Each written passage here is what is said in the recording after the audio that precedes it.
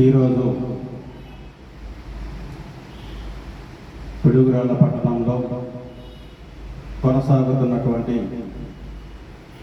నగర సంకీర్తన బృందం ఆధ్వర్యంలో ప్రతిరోజు ఉదయం పూట శివనామస్మరణ, అదేవిధంగా సాయంత్రం 7 గంటల నుంచి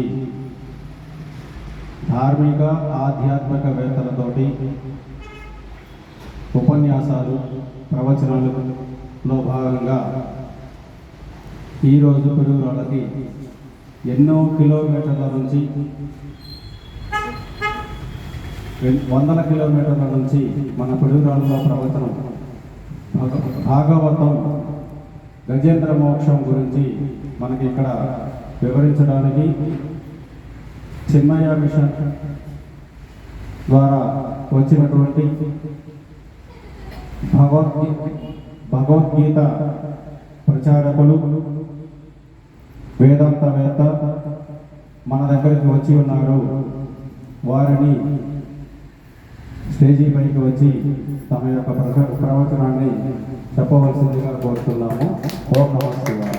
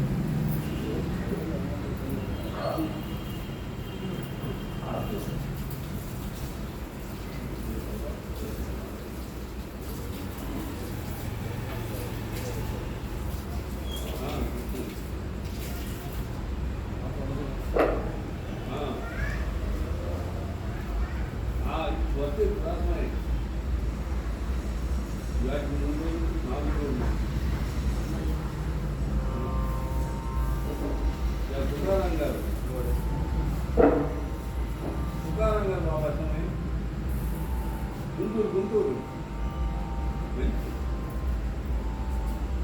గజేంద్ర మోక్షం ఆయన అసలు ముందు గౌరవం విశేషాలు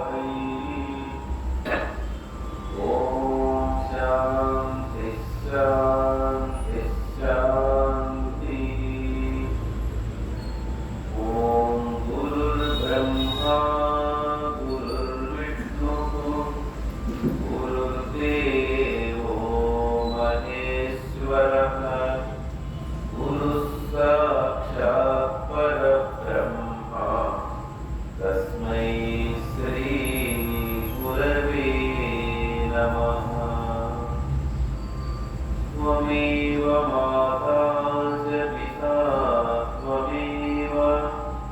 त्वमेव बन्धुश्च सखा त्वमेव विद्या द्रविणं त्वमेव त्वमेव सर्वं मम देव देव त्वमेव शरणं गुरुदेव देव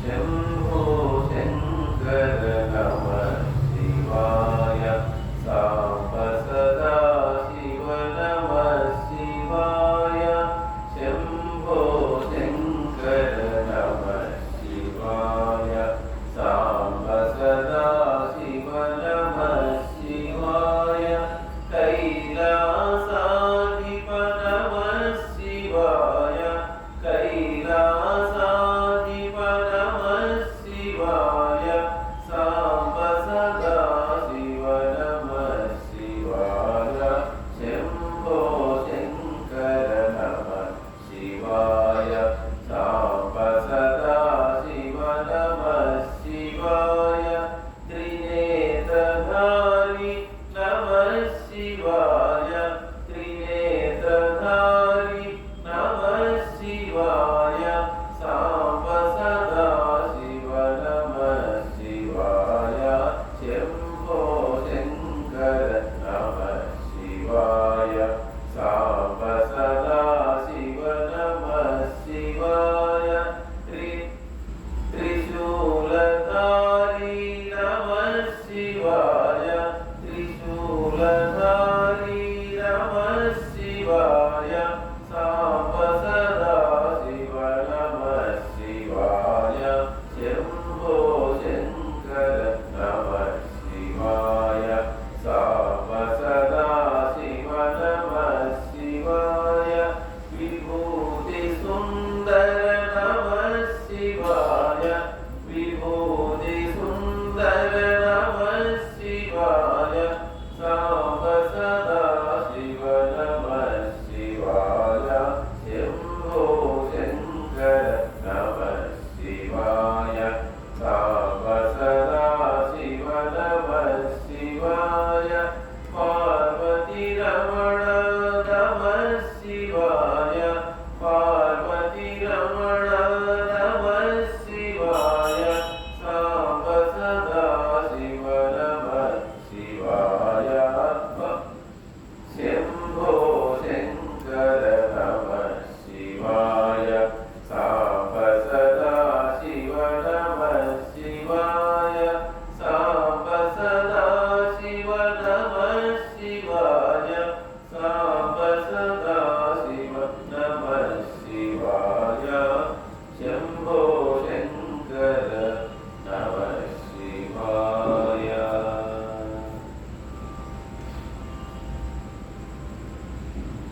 ॐ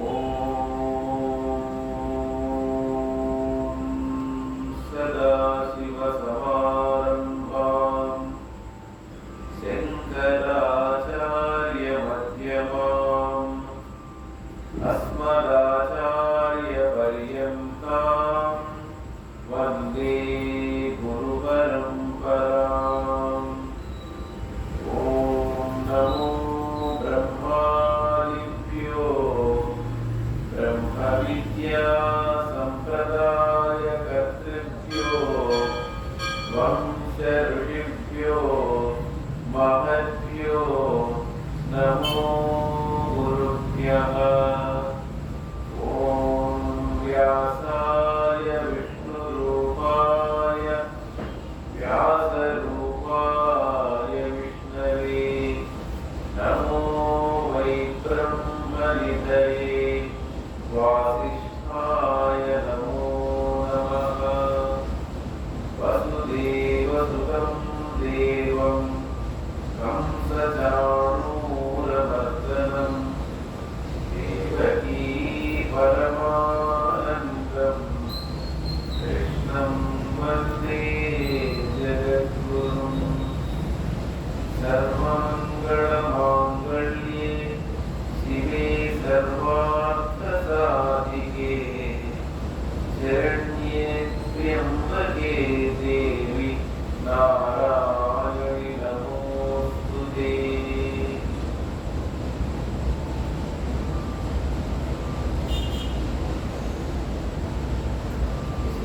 కైవల్యపదంబు చేరుటకునై చింతించెదన్. లోకరక్షైకారంభకు భక్తపాలన కళా సంరంభకున్ దానవోద్రేకస్తంభకున్ కేళిలోల విలసదృగ్జాల సంపూర్ణనానా కంజాత భవాండకుంభకు మహానందాంగనా బింబకున్. ఓం లలితస్కంధము కృష్ణమూలము సుఖాలాపాభిరామంబు మంజులతాశోభితము సువర్ణ సుమనస్సుజ్ఞేయమున్ సుందరోజ్వలవృత్తంబు మహాఫలంబు విమల వ్యాసాలవాలంబునై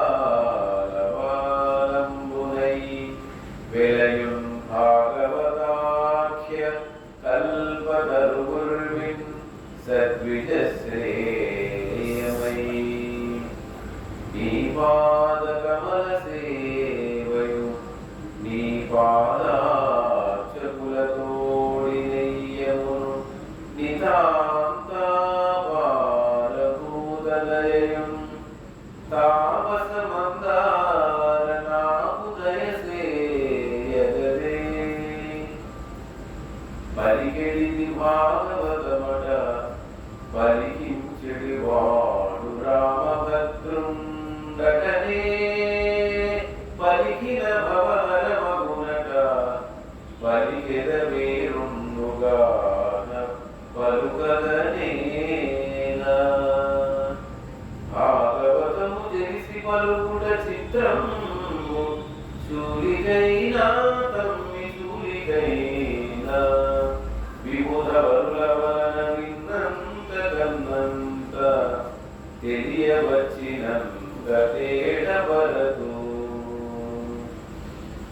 సంసారమిది బుద్ధి సాధ్యము గుణకర్మ గణబద్ధమజ్ఞాన కారణము కలవంటి దింతియుగాని నిక్కముగాను సర్వార్థములు మనస్సంభవములు స్వప్న జాగరములు సమములు గుణశూన్యుడకు పరముడికి గుణాశ్రయముల భవ వినాశములు పాడినట్లుండు పట్టి చూసినలే కుమారులారా.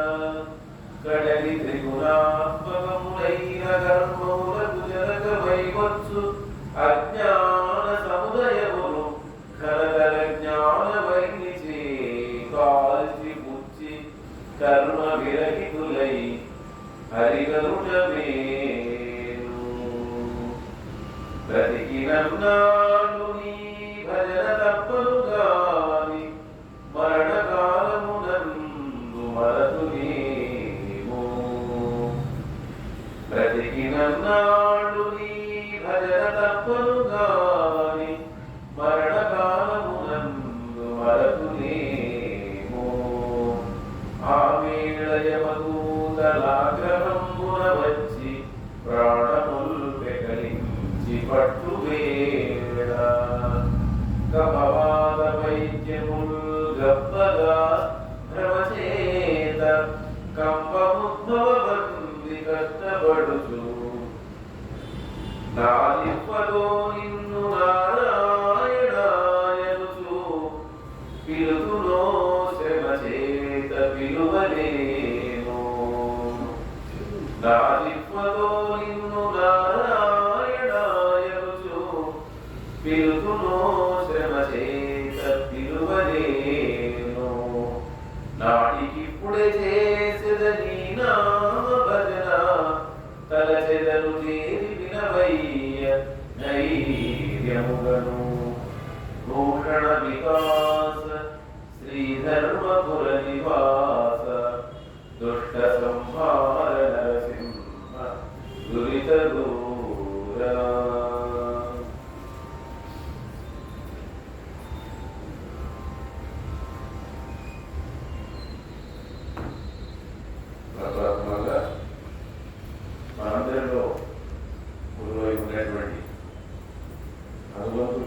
సర్వ చైతన్య స్వరూపుడు, అన్ని దేవతల రూపంలో ఉన్నటువంటి ఆ పరమాత్మకు నమస్కరిస్తూ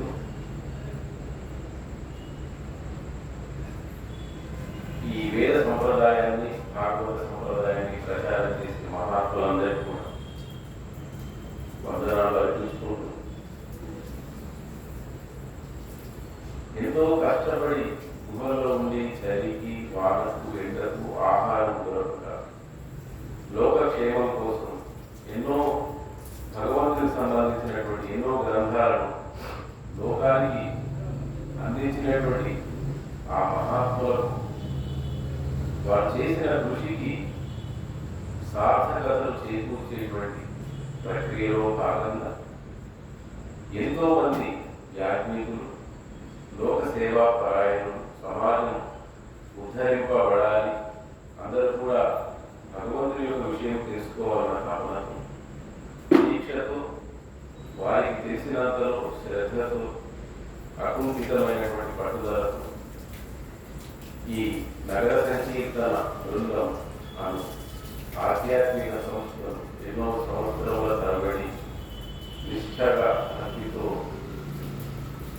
ఒక 4 ముద్ర వచ్చే రుద్రుడిని అర్చించాలంటే రుద్రుడు అవ్వాలి, అలాగే ఒక ఆధ్యాత్మిక కార్యక్రమాన్ని నడిపించాలంటే పోత పోసిన ఆధ్యాత్మిక తత్వంగా ఆశిల్లి అనంతంలో వెళ్ళిపోయినటువంటి స్వర్గీయ పూజ్య శ్రీ నటరాజ్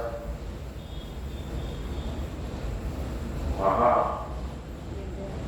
ఉద్ధారకులకు నేను మనస్ఫూర్తిగా ఈ వేదిక నుంచి ప్రణామాలు చేసుకుంటూ ఆ కార్యక్రమాన్ని కొనసాగించడానికి ఎంతో కష్టనష్టాలు కోర్చి ప్రయత్నం చేస్తున్నటువంటి వారి కుమారుడు మరియు అల్లుడు, తర్వాత ముఖ్యంగా వారి శిష్యులు, మానసపుత్రులు లాంటి రామకృష్ణ గారు, తర్వాత వీరేశ్వరరావు గారు, ఇంకా వెన్నుదండుగా ఉన్నటువంటి శ్రీ పట్టాభి రామశాస్త్రి గారు, ఇంకా ఎంతోమంది మహాభక్తులు అంతరంగంగా సమాధికి ఎన్నో ప్రయత్నాలు చేస్తున్నారు.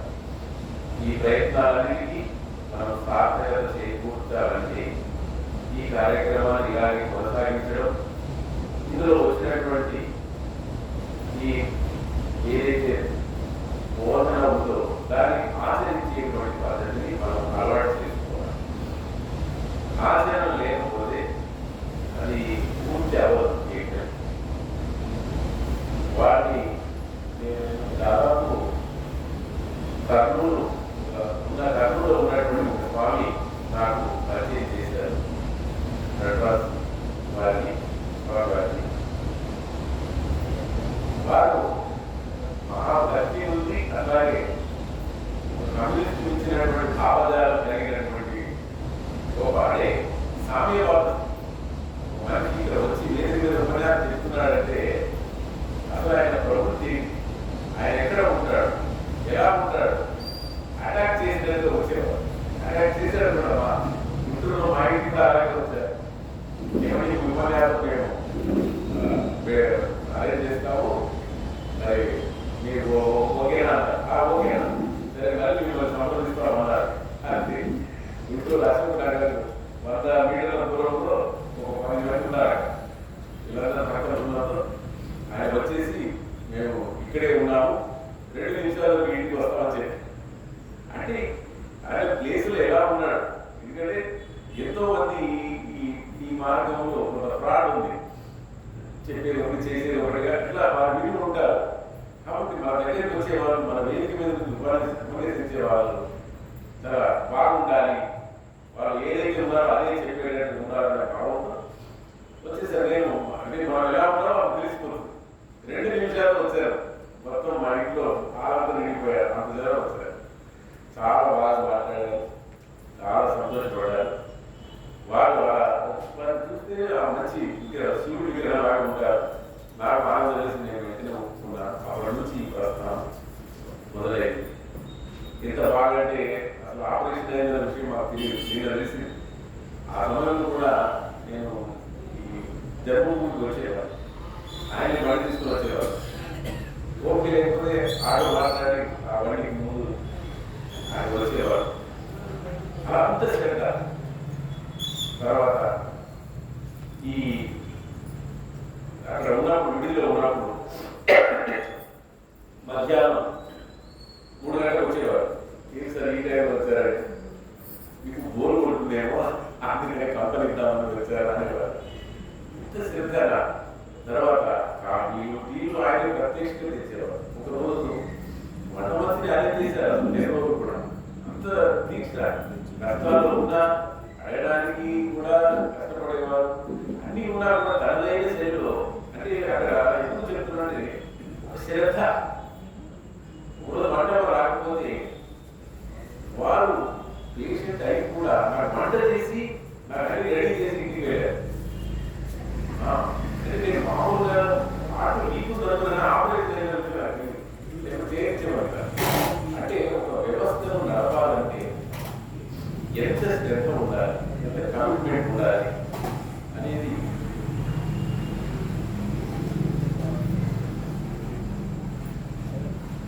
దీని ద్వారా వారు నిరూపించారు.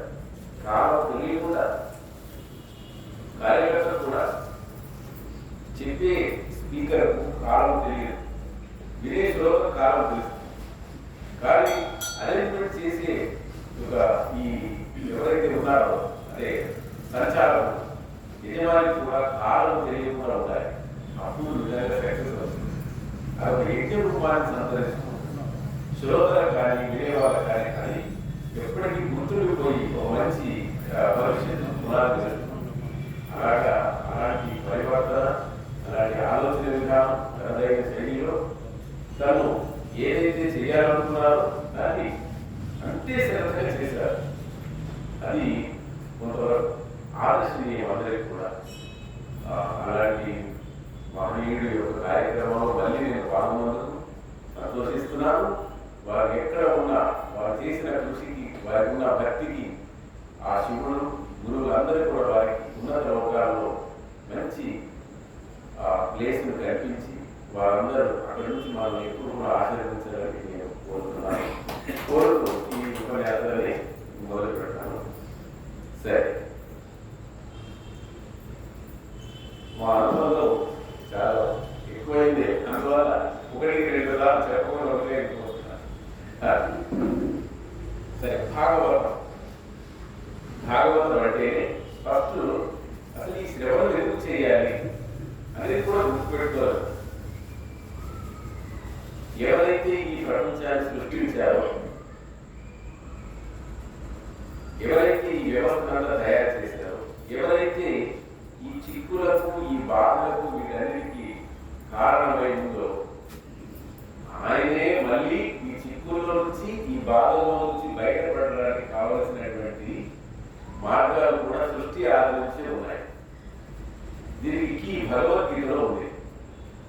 భగవద్గీతలో ఉంది, సహ యజ్ఞా ప్రజా సృష్టివా పురోవాచ ప్రజాపతి అనేక ప్రసవిష్యత్వం ఏషమోత్కృష్ట కామదు అన్నాడు. ఇది ఒక మాట చెప్పాడు. 11వ అధ్యాయంలో వేదై సర్వై అహం ఏవ వేద్య వేదాంతకృత్ వేదవిత్ అని చెప్పి ఆ వేదాలు చదివే వాడి యొక్క ప్రాణం, జీవాన్ని, వాడి హృదయంలో ఉన్నవాడిని కూడా నేనే అన్నాడు. సో ఈ సృష్టి జరగడం, ఆయనే అనేకంగా రావడం, ఈ అనేకంగా వచ్చి ఈ యొక్క శరీరంలో కూర్చొని అనేక బాధలు పడుతున్నాడు. ఆ పడుతున్నటువంటి ఆ వ్యక్తికి ఏదో ఒక రోజు ఇందులో నుంచి బయట పడాలంటే మరి ఆయన ఇచ్చిన శాస్త్రాలే కావాలి. ఆ బ్రహ్మదేవుడికి ఆజ్ఞ చేశాడు వేదాలు ఇచ్చి. మరి దీనిలో నుంచి జీవుడు ఎలా బయటపడాలో దాంట్లో అంతా కూడా కాబట్టి ఆయనే బ్రహ్మదేవుడి ద్వారా ఇచ్చారు. ఆయన గురించి తెలుసుకునే విధానం కూడా అందులోనే ఉంది. మళ్ళీ ఆయనే మరొక అవతారాన్ని ధరించి వస్తాడు. మళ్ళీ ఆయనే రాస్తాడు.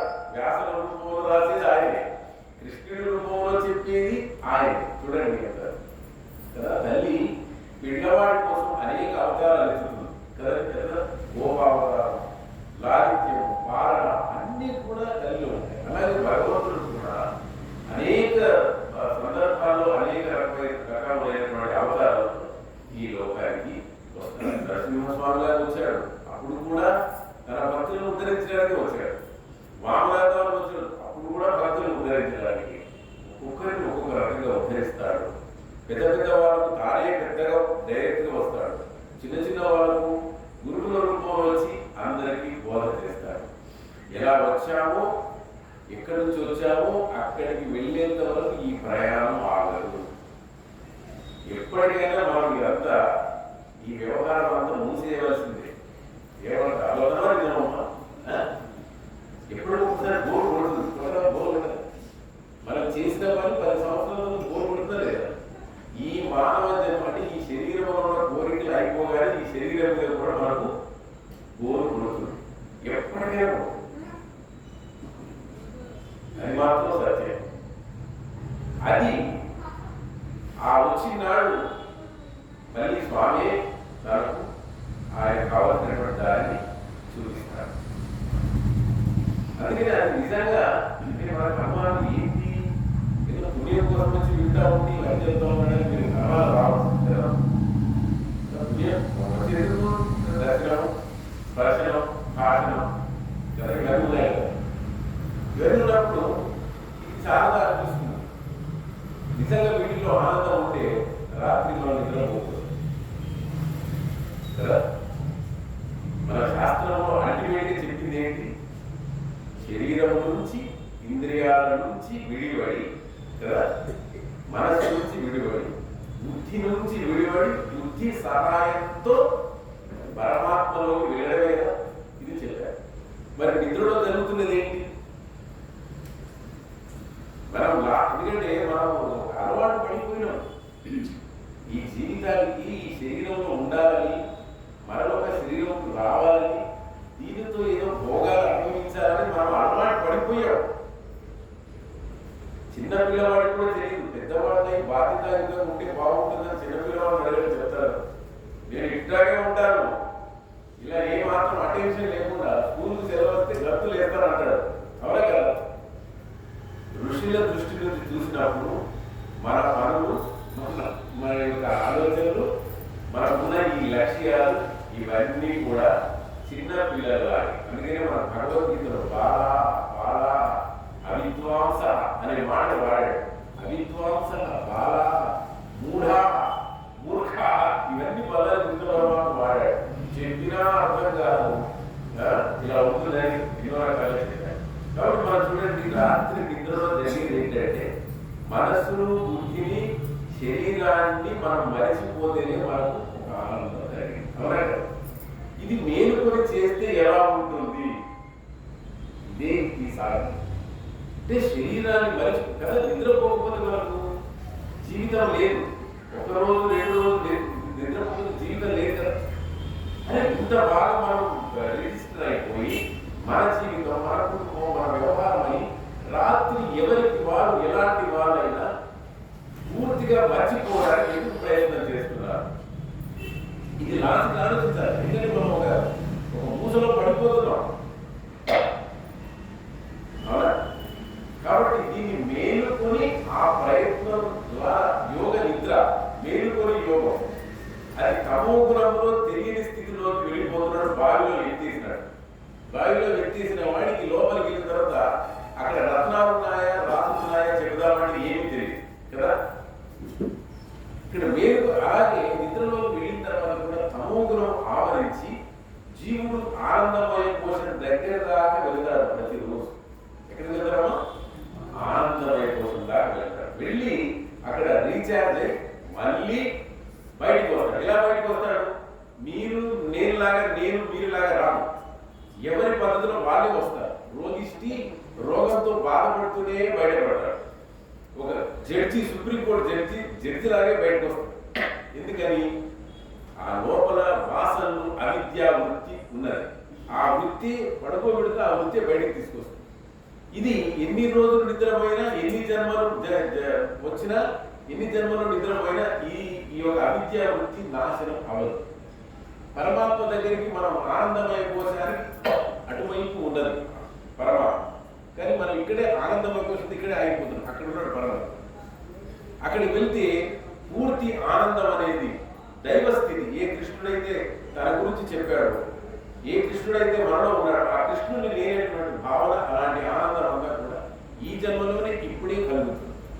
ఇది మేలుకొని నిద్ర కాని నిద్ర, మెలకువ కాని మెలకువతో చేసే ప్రయత్నం.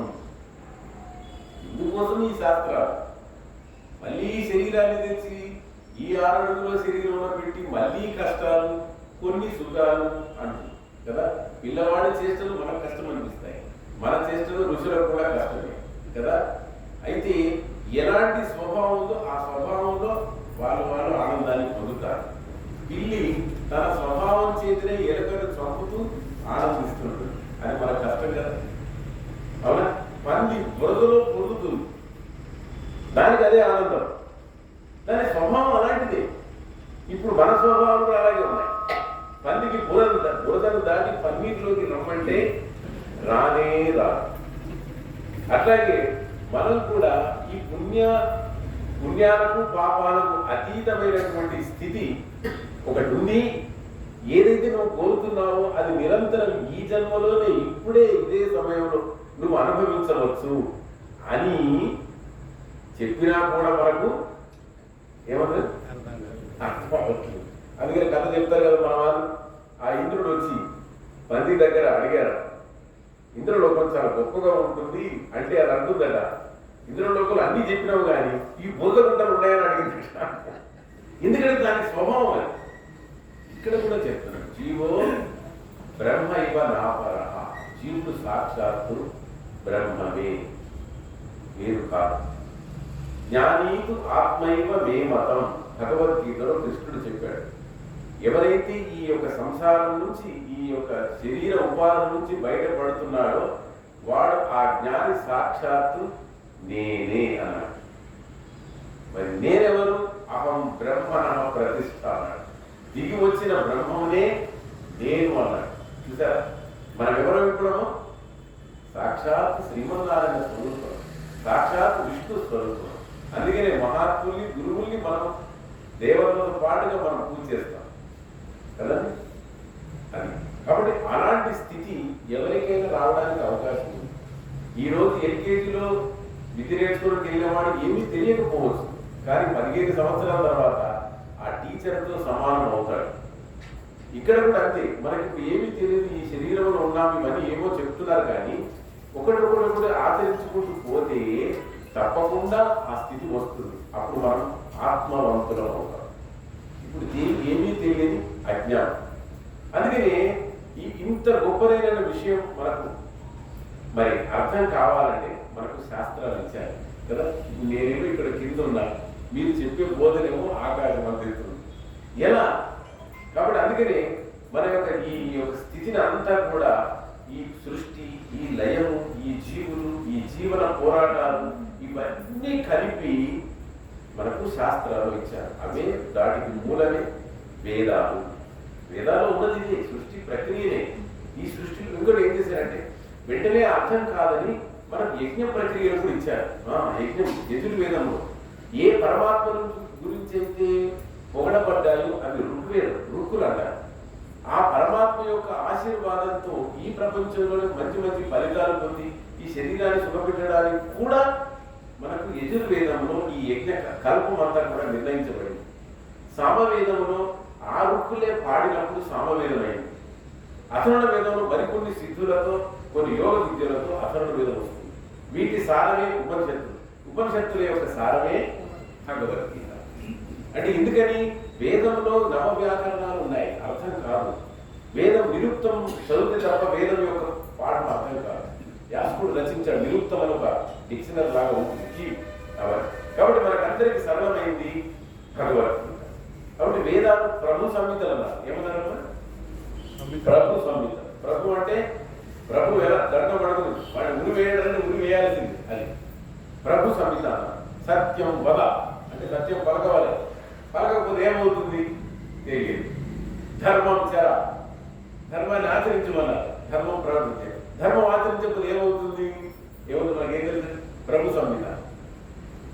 అందుకనే ప్రభు సంహితలన్నీ కూడా ఒక విభాగం కింద పెట్టారు. అది దీన్ని ఏమన్నారు? శృతి ప్రస్థానం అన్నారు. ఏమన్నారు? శృతి ప్రస్థానం. శృతి అంటే వేదం. మహర్షులు విన్నదాన్ని వాళ్ళ శిష్యులకు చెప్పారు. వ్యాసుల వారు గ్రంథస్థం చేశారు. అందుకని వేదాలు మనకి ఇలా కనిపిస్తుంది. దీన్ని ఏమన్నారు? శృతి ప్రస్థానం. అంత గొప్ప వ్యాకరణం కానీ ఆ నియమ నిష్టలు లేవు కాబట్టి మాకు కొంచెం అనుకూలమైనటువంటి పద్ధతిలో చెప్తారండి. అప్పుడు లోకాన్ని బాగా దగ్గరగా చూసినటువంటి ఋషులు వేదంలో ఉన్న సారాన్ని మరలా వారిదైనటువంటి శైలిలో రాసుకొచ్చారు. వాటిని ఏమన్నారు? స్మృతులు. వేదంలో ఉన్న సృష్టి వర్ణన, వేదంలో ఉన్న యజ్ఞము కల్పాలు అన్నీ కూడా మళ్ళీ ఆ వేదకాలం తర్వాత వచ్చిన మహాత్ములందరినీ ఒక పూజ చేసే విధంగా మూర్తుల కింద తీసుకొచ్చింది ఆగమ శాస్త్రం. ఇది కూడా స్మృతి అంటారు. అంటే ఆ మూర్తి వెనకాల ఉన్న తత్వాన్ని తెలిపేది స్మృతిలో ఉన్న వేదాంతం అయితే, ఆ మూర్తిని అర్చించే విధానం ఆగమ శాస్త్రం. ఇది స్మృతిలోకి వస్తాయి. వేదంలో నుంచి స్మరించుకుంటూ వచ్చిందే స్మృతి. ఆ స్మృతిలో ఆగమ శాస్త్రం వేదాంతం. వేదాంతం అంటే భగవద్గీత విధానం. మరి ఆగమ శాస్త్రం అంటే పూజ, షోడశోపచార పూజ ఎలా చేయాలి, ఇవన్నీ ఆగమ శాస్త్రంలో. సరే, ఇప్పుడు చెప్పారు కదా, మనకు భగవద్గీతలో కూడా చెప్పే కొన్ని అర్థం కాదు కాబట్టి వాటిని ఉదాహరణతో చెప్తే బాగుంటుందని అన్నారు. కొంతకాలం ఎందుకంటే పలానా మీ తాతగారికి చేశారా, మన పెద్ద చేశారని చెప్తే మనకు అర్థమవుతుంది. కథల రూపంలో చెప్తే ధర్మాన్ని పాటించిన వాడు ఏమవుతాడు, అసత్యాన్ని పలికిన వాడు ఏమవుతాడంటే అప్పుడు మనకు ఇతిహాసాలు వచ్చాయి కదా. రాముల వారు ఎలా నడుచుకున్నారు, రాముల వారు ఏకపత్ని వరకు, రాముడు ఒకే బాణం ఒకే మాట, ఎంత ఆనందంగా ఈ లోకంలో జీవించారు, ఎంత ఆదర్శంతో మంతంగా ఉన్నారు అని ఒకటే మాట సత్యం పలికిన వాళ్ళు ఎలా ఉంటారు, ధర్మాచరణ అంటే ఎలా ఉంటుందంటే అప్పుడు రాముల వారి లాగా ఎవరిలా ఉంటుందమ్మా? రాముల వారి. అంటే మనకు పిల్లల కథలు చెప్పినట్టు చెప్తే తప్ప పిల్లల కథలతో చెప్తే బాగుపడుతుంది. అట్లాగే మనకు కూడా సత్యధర్మాల గురించి సోదాహరణంగా చెప్తే తప్ప అర్థం కాదు. అందువల్ల మనకు కొంచెం 1000 సంవత్సరాల క్రితం జరిగినటువంటి మహాభారతం, రామాయణాన్ని ఇచ్చారు. దీన్ని ఏమంటారు? ఇతిహాస ప్రస్థానం అంటారు. ఎందుకంటే మన శాస్త్రాల గురించి మనకు అవగాహన లేదు. ఎన్ని శాస్త్రాలు ఉన్నాయబ్బా? ఎన్నో ఉన్నాయి. కానీ ఎన్ని కేటగిరీలో ముందు తీసుకుంటే ఏ కేటగిరీకి మనం చదవడానికి, అధ్యయనం చేయడానికి పనికి వస్తామో మనం ముందు అర్థం చేసుకోవాలి. మనం పురాణం చదవడానికి పనికి వస్తామా, ఇతిహాసాలు చదవడానికి పనికి వస్తామా, లేదు డైరెక్ట్ వేదం మనం ఎక్కడ చదువుతాం? వేదానికి చాలా నియమనిష్టాలు కావాలి. భక్తులు చూశారు కదా, చాలా నియమనిష్టాలు కావాలి. కానీ పాటించకపోతే ఏమవుతుంది? కష్టం. వేదం యొక్క శాపం ఇస్తుంది. అందుకని దాని సారమైనటువంటి స్మృతుల్లో చెప్పినటువంటి సూక్తాలు కానీ లేకపోతే పురాణోక్త పూజలు చేసుకోవడం చాలా మంచిది. ఇలా అంటే ధర్మము ఎలా ఉంటుంది అనేది మనకు ఇతిహాసంలో చెప్పబడుతుంది. ఇక ఈ సృష్టి ఆది నుంచి ఈ వ్యవస్థ అంతా కూడా ఎలా జరుగుతుందో, ఈ రోజు ఈ జీవితం కొత్తదా పాతదా, ఈ కష్టాలన్నీ నీకే ఉన్నాయా, ఇవన్నీ ఇలా ఎంతకాలం కొనసాగుతాయి, ఎంతకాలం నుంచి కొనసాగుతున్నాయి అనేటువంటి వ్యవస్థ అంతా కూడా పురాణంలో ఉంటుంది. కొన్ని వేల సంవత్సరాల క్రితం జరిగినదేమో మనకి ఇతిహాసంలో ఉంటే, లక్షల సంవత్సరాల క్రితం జరిగినటువంటి వ్యవస్థలు, మనుషులు, రాక్షసులు, దేవతలు, ఇవన్నీ కూడా ఎప్పుడు పురాణాల్లో ఉంటాయి కదా. పురాణాలు ఇక్కడి పురాణాలు టైం గడవకపోతే చదివే అంటారు. మీరు చదువుతున్న లలితా సహస్రం ఎక్కడుందాము? బ్రహ్మాండ పురాణంలో ఉంది కదా. గీతా మహాత్మ్యం ఎక్కడుంది? స్కాంద పురాణంలో ఉన్నది. చూసారా? పురాణము వేదం యొక్క వేదానికి వ్యాఖ్యానం అని చెప్పారు. పురాణం దేనికి వ్యాఖ్యానము? వేదాలు అర్థం కావు, చాలా జటిలమైన సంస్కృతం ఉంటాయి. వాటికి ఒక చిత్రణ, ఒక రూపాన్ని ఇచ్చి కొన్ని కథల ద్వారా మనకు చెప్పేది పురాణం. ఇది సమాధి భాష అన్నారు. పురాణం అనేది సమాధి భాష. ఇవి చాలా ఉంటాయి. సో మొత్తం మీద శృతి ప్రస్థానం, స్మృతి ప్రస్థానం, తర్వాత ఇతిహాస ప్రస్థానం, పురాణ ప్రస్థానం. ఇందులోనే మొత్తం మన ఆర్ష సంస్కృతి, ఆర్ష విద్య, ఋషులు ఇచ్చిన మొత్తం కూడా దీంట్లోనే ఉన్నాయి. ఇప్పుడు మనకు తెలియట్లేదు ఏది మన గ్రంథము, ఏది మనం పారాయణం చేయాలో తెలియట్లేదు. కాబట్టి ఈ 4 విభాగాలు మనం బాగా గుర్తుపెట్టుకుంటే మనం దేనికి సంబంధించి దాంట్లో వెళ్తే మనకు అన్నింటిలో పరమార్థం దొరుకుతుంది. లక్షశాస్త్రం అంత లోతైన శాస్త్రం ఎక్కడ ఉంది? భగవద్గీత మహాభారతంలో ఉంది కదా. ఇవన్నీ కూడా మన అన్ని శాస్త్రాలు వేదం యొక్క సారం అంతా అక్కడక్కడ చెప్పబడింది. సో పురాణం అనేది అతి నవం అంటే పురాణం అంటే ఎప్పుడో పాత కథ అయినా కూడా అందులో కదులుతున్నటువంటి చరిత్ర కానీ చెప్పబడినటువంటి భక్తుల చరిత్రలు కానీ నిత్య నూతనం. అందుకని పురాణం అంటే ఎప్పుడో చరిత్ర కాదు. ఆ పురాణ పురుషులందరిలో కూడా ఉన్నది ఎవరు? ఆ పరమాత్మే. ఇది సృష్టి ఎప్పుడు మొదలైందో ఇప్పుడు జరుగుతుంది, ఇక జరగబోతుంది. కాబట్టి ఈ ప్రపంచంలో నువ్వు ఒక్కడివే ఉంటావా? నీ ఒక్కడికే కష్టాలు వస్తున్నాయా? నువ్వు ఒక్కడివే ముసలబడగలుగుతున్నావా? నువ్వు ఒక్కడివే చనిపోతున్నావా? ఇదంతా లక్షల సంవత్సరాల నుంచి నడుస్తూనే ఉంది. మనం ఏదేదో బాగు చేయాలనుకుంటాం, ఎవరు బాగుపడండి. స్థాయిలో వైరాగ్యం వస్తుంది, చెప్పినట్టు వినరు. సెల్ ఫోన్ ఫ్లైట్ మోడ్లో పెట్టమని పెట్టరు, ఆఫ్ చేయకపోయినా పర్వాలేదు. ఫ్లైట్ మోడ్లో పెట్టాలి, ఎవరు వినరు, ఎంత చెప్పినా వినరు. మేము ఎన్నో ఉపన్యాసాలు ఇంట్లో వాళ్ళు వినరు కదా. ఏదో మీ అవసరం ఉన్నదో మేము వింటాం, కానీ అవసరం ఉన్నదో ఎవరు చెప్పినట్టు వినరు. కాబట్టి ఒక స్థాయిలో మనకు ఏమొస్తుందమ్మా? వైరాగ్యం వస్తుంది. వైరాగ్యం వచ్చేస్తుంది. అయినా కూడా ఎలాంటి శ్రద్ధ కోరివ్వకుండా ఉండాలి. కాబట్టి ఇది మన యొక్క శాస్త్రాల యొక్క ఇది గుర్తుపెట్టుకొని మనం ముందుకు వెళ్ళాలి. సరే, భాగవతంలో ఇలా అనేక సంవత్సరాలు చెప్పారు. ఎలా చెప్పారు అంటే ఒక చిన్న నేను చెప్తున్నా, మీరు ఎక్కడైనా చెప్పాల్సి జాగ్రత్తగా వింటే మీరు కూడా నెక్స్ట్ ఎక్కడైనా పురాణం చెప్పచ్చు. బ్రహ్మదేవుడు విష్ణువు యొక్క కొడుకు. ఆయనకు 100 సంవత్సరాలే, మనకు 100 సంవత్సరాలు. అయితే ఆయన కాలం వేరు. ఇప్పుడు మీరు చూసారేమో చెరుకు రసం నిజాలు చూసారా? ఇక్కడ ఒక చక్రం మొదలవుతుంది, అక్కడికి వెళ్ళేసరికి సులువు అయిపోతుంది కదా. ఒకటే సమయము, కానీ వాటి యొక్క ఆర్పిఎం మారిపోతుంది, చక్రం తిరిగేది మారిపోతుంది. అట్లాగే బ్రహ్మదేవుడి కాలానికి మన కాలానికి చాలా తేడా. బ్రహ్మదేవుడి యొక్క 100 సంవత్సరాలు ఒక్క పగలు 1000 మహాయుగాలు.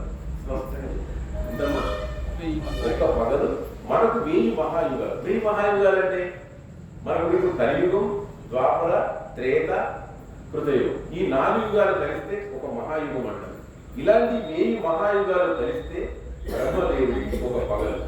అలాంటి 1000 మహాయుగాలు మళ్ళీ 12 గంటల రాత్రి లాగా 1000 మహాయుగాలు ఆయన మళ్ళీ రాత్రి. అంటే ఒక రోజుకు 2000 మహాయుగాలు. మన బ్రహ్మదేవుడికి ఒక రాత్రి పగలు, మనకు 2000 మహాయుగాలు జరుగుతుంది. మీరు అబద్ధమనిదమా? ఏమంటే అబద్ధమనిదమా? చక్రం తిప్పితే తెలుస్తుంది. నిజంగా ఆ చక్రం కదా, ఎంత బరువునైనా మోస్తాయి చక్రాలు తిప్పుతూ ఉంటే. పెద్ద పెద్ద టన్నులు లేస్తుంటాయి చూసారా? ఆ కాలం అలా ఉంది. కాబట్టి ఆయనకు 100 సంవత్సరాలు అయిపోతే మరొక బ్రహ్మ వస్తాడు. ఇప్పుడు సైంటిస్ట్ మన వాళ్ళు చెప్పిన దాన్ని కూడా చెప్తున్నారు. బ్రహ్మ మీన్స్ ఒక భూమి. బ్రహ్మదేవుడు ఆయుష్ ఎంతండి? 400 కోట్ల సంవత్సరాలు. మొత్తం లెక్క తీస్తే భూమి వయస్సు కూడా 400 కోట్ల సంవత్సరాల వరకు ఇక్కడ ఏమీ ఉండదు. మీరు అర్థం చేసుకోండి. ఆ సూర్యుడు కూడా ఉండడు. అన్ని కాలక్రమంలో అవుతాయి. ఇప్పుడు చెప్తున్నారు సైంటిస్టులకు అర్థం కాని విషయం ఏంటంటే, అసలు ఈ బ్రహ్మాండం ఏంటి? ఇది శనిగ్రహం నుంచి కూడా కంది గింజలా కనిపిస్తూ ఉంది. ఏది? మనకున్న భూమి, మనకున్న బిల్డింగ్, మన వ్యవహారాలన్నీ కూడా మొత్తం ఈ కంది గింజలు. అసలు సూర్య కుటుంబమే గెలాక్సీలో నుంచి కనిపించట్లేదు, చూద్దామన్నా కనిపించట్లేదు. అంటే ఇక్కడ దగ్గరికి వచ్చి చూస్తే కానీ కూడా ఒక సౌర కుటుంబం ఉంది, అందులో ఒక భూమి, ఆ భూమి తిరిగే చంద్రుడు, ఇవన్నీ ఉన్నాయి కదా. ఇప్పుడు మనకి ఏది ఎప్పుడు కనిపిస్తుందండి? నేను 400 కిలోమీటర్లు ప్రయాణం చేస్తాను కనిపించండి. అట్లాగే మన సౌర కుటుంబం కూడా అంత బ్రహ్మాండం అంత పెద్దది. కాబట్టి ఈ బ్రహ్మాండంలో ఎంతమంది బ్రహ్మలు ఉన్నారు? ఏదో కథ వచ్చి జాంబవతుడిని అడిగారు, ఎప్పుడుదైంది కాలం అంటే నా మీద ఎన్ని వెంట్రుకలు చూడండి అన్నాడు. ఇంతమంది బ్రహ్మలు పోయారన్నాడు ఆయన. ఆయన ఆయుష్ అలా చెప్పాడు. ఉంది, ఇదంతా కూడా ఉంది. కాబట్టి ఇలాంటి మహాకాలంలో బ్రహ్మదేవుడి యొక్క కాలం కూడా చాలా చిన్నది, కానీ మన దగ్గరికి వచ్చేది చాలా పెద్దది. మనకి ఎంత సంవత్సరం ఇచ్చారు? 100 సంవత్సరాలు. 400 కోట్ల సంవత్సరాలు ఆయన యొక్క పగలే. పగల మొత్తం 5 రోజులు. ఇప్పుడు భూమి కూడా అంతే. అత్య బ్రహ్మణ ద్వితీయ పరార్థే అన్నాడు. బ్రహ్మదేవుడికి ఆ 50 సంవత్సరాలు అయిపోయినాయి. ఈ భూమి వయసు 200 కోట్ల సంవత్సరాలు అయిపోయిందట. ఎవరన్నా సైంటిస్టులు ఉంటే లెక్క వేయండి దయచేసి. కరెక్ట్ లెక్క తీస్తే నేను కూడా తీసుకుంటాను. ఇక ఉంది 200 కోట్ల సంవత్సరాలు. ఈ 200 కోట్ల సంవత్సరాలు భూమి ఉండదు. ఏంటంటే దీంట్లో మనకుంటే మమకారం ఏంటి అసలు? లక్షల సంవత్సరాలు ఉంటామని ఎందుకు ఈ బాధ? వచ్చి మన పని మనం చూసుకుని మనం వెళ్ళిపోవడం వరకే నిజమైనటువంటి వ్యక్తి చేయాల్సిన ప్రయత్నం. సో అలా ఈ బ్రహ్మదేవుడి యొక్క ఒక పగటి కాలం 1000 మహాయుగాలను 14 మంది మనుగులు పంచుకుంటారు. అంటే బ్రహ్మదేవుడి యొక్క పగటి కాలాన్ని పరిపాలన చేసిన ఎంతమంది? 14 మంది మనుగు కాలం. ఇప్పుడు ఏ మనుగు కాలం నడుస్తుందండి? ఇప్పుడు వైవస్వత మనుగు కాలం. ఇది 7వ మనుగు కాలం నడుస్తుంది. ఎన్నో కలియుగం? ఇది 28వ మహాయుగం. 28వ కలియుగంలో వైవస్వత మనుగు నడుస్తుంది. సరే, కాలం ఎలా వస్తుంది చూడండి. అంటే మనము ఎంత అల్పము, మన యొక్క వ్యవస్థ మనం గొప్పగా అనుకుంటున్నాం. మన వ్యవస్థ చాలా అల్పమైంది. నేను పెద్దవాడిని అనుకుంటే మాత్రం మనం చాలా అల్పం. ఇలా 14 మంది మనువులు ఒక్కొక్కరు 71 మహాయుగాలు పరిపాలన చేస్తారు. ఒక మనువు కాలం వచ్చినప్పుడు, ఒక గవర్నమెంట్ మారినప్పుడు సెక్రటరీస్ కానీ డీజీపీలు ఐఏఎస్ ఎట్లా అయితే మారిపోతారో, ఒక్కొక్క మనువులో కూడా ఇంద్రుడు, దిక్పాలకులు, ఈ సృష్టికి రచనకు ప్లాన్ వేసేటువంటి ఋషులు కూడా మారుతారు, రాజులు మారుతారు. కాబట్టి ఇలా ఇంత వ్యవస్థ మన పురాణాల్లో చెప్పబడింది. పురాణం చదవాలి. మనందరికీ ఒకటి తెలియని విషయం ఒకటి చాలా మందికి తెలిస్తే ఓకే. బుద్ధుడు అంటారు కదా, బుద్ధుడు కూడా ఒక దశావతారం అంటారు. దశావతారంలో ఒక భాగం కదా. ఏ బుద్ధుడు? అందరు గౌతమ బుద్ధుడు కాదు. మీరు దశావతార స్తోత్రాన్ని 9వ అవతారాన్ని చదివి చూడండి, తెలుస్తుంది. దాంట్లో త్రిపురాసుర విజయ మర్దన రూప అన్నాడు. త్రిపురాసురులను చంపడానికి కోసము వాళ్ళు యజ్ఞయాగాలు చేసి పుణ్యాన్ని బాగా సంపాదించి లోకాలను నష్టపరుస్తారు. వారిని చంపడానికి శివుడు 1000 సంవత్సరాలు తపస్సు చేశాడు. శ్రీ మహావిష్ణువు త్రిపురాసురులలో జగన్నాథుడు అనేటువంటి పేరుతో ఒక అవతారం ఎత్తి 1000 మంది శిష్యుల్ని సేకరించి 16,000 సూత్రాలు రచించి యజ్ఞయాగాల వల్ల ఏమీ లేదు, ఆయన జ్ఞానం చేసుకోండి, ప్రవచనాలు చెప్పండి, నేను చెప్పే మాటలు వినండి అని పక్కదారి పట్టించాడు. వారి యొక్క పుణ్యాన్ని తగ్గించాడు. ఎవరి పుణ్యాన్ని? త్రిపురాసురుల యొక్క పుణ్యాన్ని తగ్గించాడు. వేదము ఎందుకంటే రాక్షసులందరూ కూడా ఏదో వేరే ఉపాసన చేయలేదు, యజ్ఞయాగాలు చేసే ఇంద్రజిత్తు మన రామాయణంలో కనిపిస్తుంది కదా. ఒక్కొక్క యజ్ఞం హోమం మొదలు పెడితే చాలా కష్టం, దేవతలు కూడా తట్టుకోలేదు. అలాంటి యజ్ఞయాగాల వల్ల ఆ పుణ్యం రాకుండా ఉండడానికి కోసమై శివుడు తపస్సు చేస్తుంటే శ్రీ మహావిష్ణువు జగన్నాథుడు అవతారం ఎత్తి మొత్తం త్రిపురాసురులను మొత్తం ప్రచారం చేయడం. అందరూ జ్ఞానవంతులు అవ్వండి, అందరూ బుద్ధిమంతులు అవ్వండి అని చెప్పి అప్పుడు ఏమైంది? వీళ్ళ యొక్క పుణ్యం తగ్గిపోయింది. వారి భార్యలను కూడా ఆయన వ్రతభంగం చేశాడు జగన్నాథ్. అప్పుడు త్రిపురాసురుడు ఒక చోటికి వచ్చిన తర్వాత ఈ జగన్నాథుడి శివుడి యొక్క ధనుసులు బాణంగా మారాడు, భూమి రథంగా మారి అప్పుడు సంహారం చేశారు. ఆ సూత్రాలు రచన చేసి వేద పాఠ్యులను చేసినటువంటి బుద్ధుడే ఈ 9వ అవతారం. ఇదందరికీ మనకు తెలుసా? మీరు దశావతార స్తోత్రం చదవండి. త్రిపుర విజయ మర్దన రూప అని దాంట్లో ఉంది. ఇవన్నీ మనకు తెలుసండి. ఏది చెప్తే అదే వింటున్నాం. అది లోక సంగ్రహార్థం, లోక సేవ కోసం వచ్చినప్పుడు అవతారం. అది ఒక్కొక్క అవతారం ఒక్కొక్క. ఇలాగ మనకు సబ్జెక్టు తెలియడం వల్ల మనకు కొన్ని అజ్ఞానం అంతా కూడా పటాపంచడం అవుతుంది. సో ఇలా తెలుసుకొని ఇప్పుడు ఒక్కొక్క మనువు కాలంలో కొన్ని చరిత్రలన్నీ జరుగుతున్నాయి. ఆ చరిత్రలో కొన్ని ముఖ్యమైనవన్నీ తీసుకొని వ్యాసుల వారు ఏం చేశారంటే పురాణం ప్రస్తావన చేశారు. పురాణాలు మొత్తం 18. మద్వయం మద్వయం వ్రత్రయం చతుష్టయం అనాప పూస్తలింగాన్ని పురాణాన్ని పృథక్ అన్నాడు. మొత్తం 18 పురాణాలు ఉన్నాయి. 18 పురాణంలో భాగవత పురాణం చాలా శ్రేష్టంగా చాలా ప్రచారంలో ఉన్నది. సో ఈ భాగవతంలో 12 స్కంధాలు ఉన్నాయి మనకి. ఎందుకంటే ఇక్కడ వచ్చి కూర్చున్న దానికి ఏదో కథలు చెప్పి పిట్టకథలు చెప్పి మాత్రం వదిలేదు, బాగుండదు.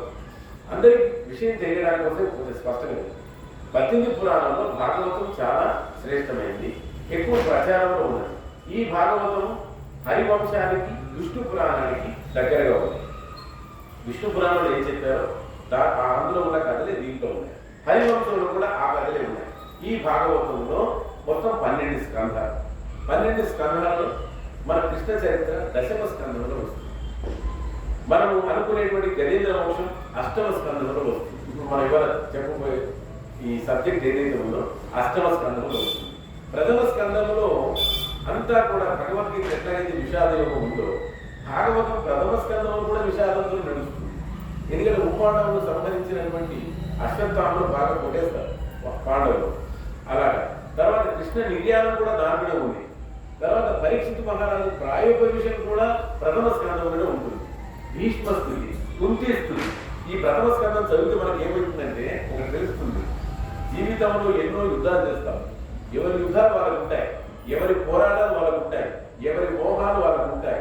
కానీ 60-70 దాటిన తర్వాత అనవసరంగా ప్రయత్నాలు చేసేమో కదా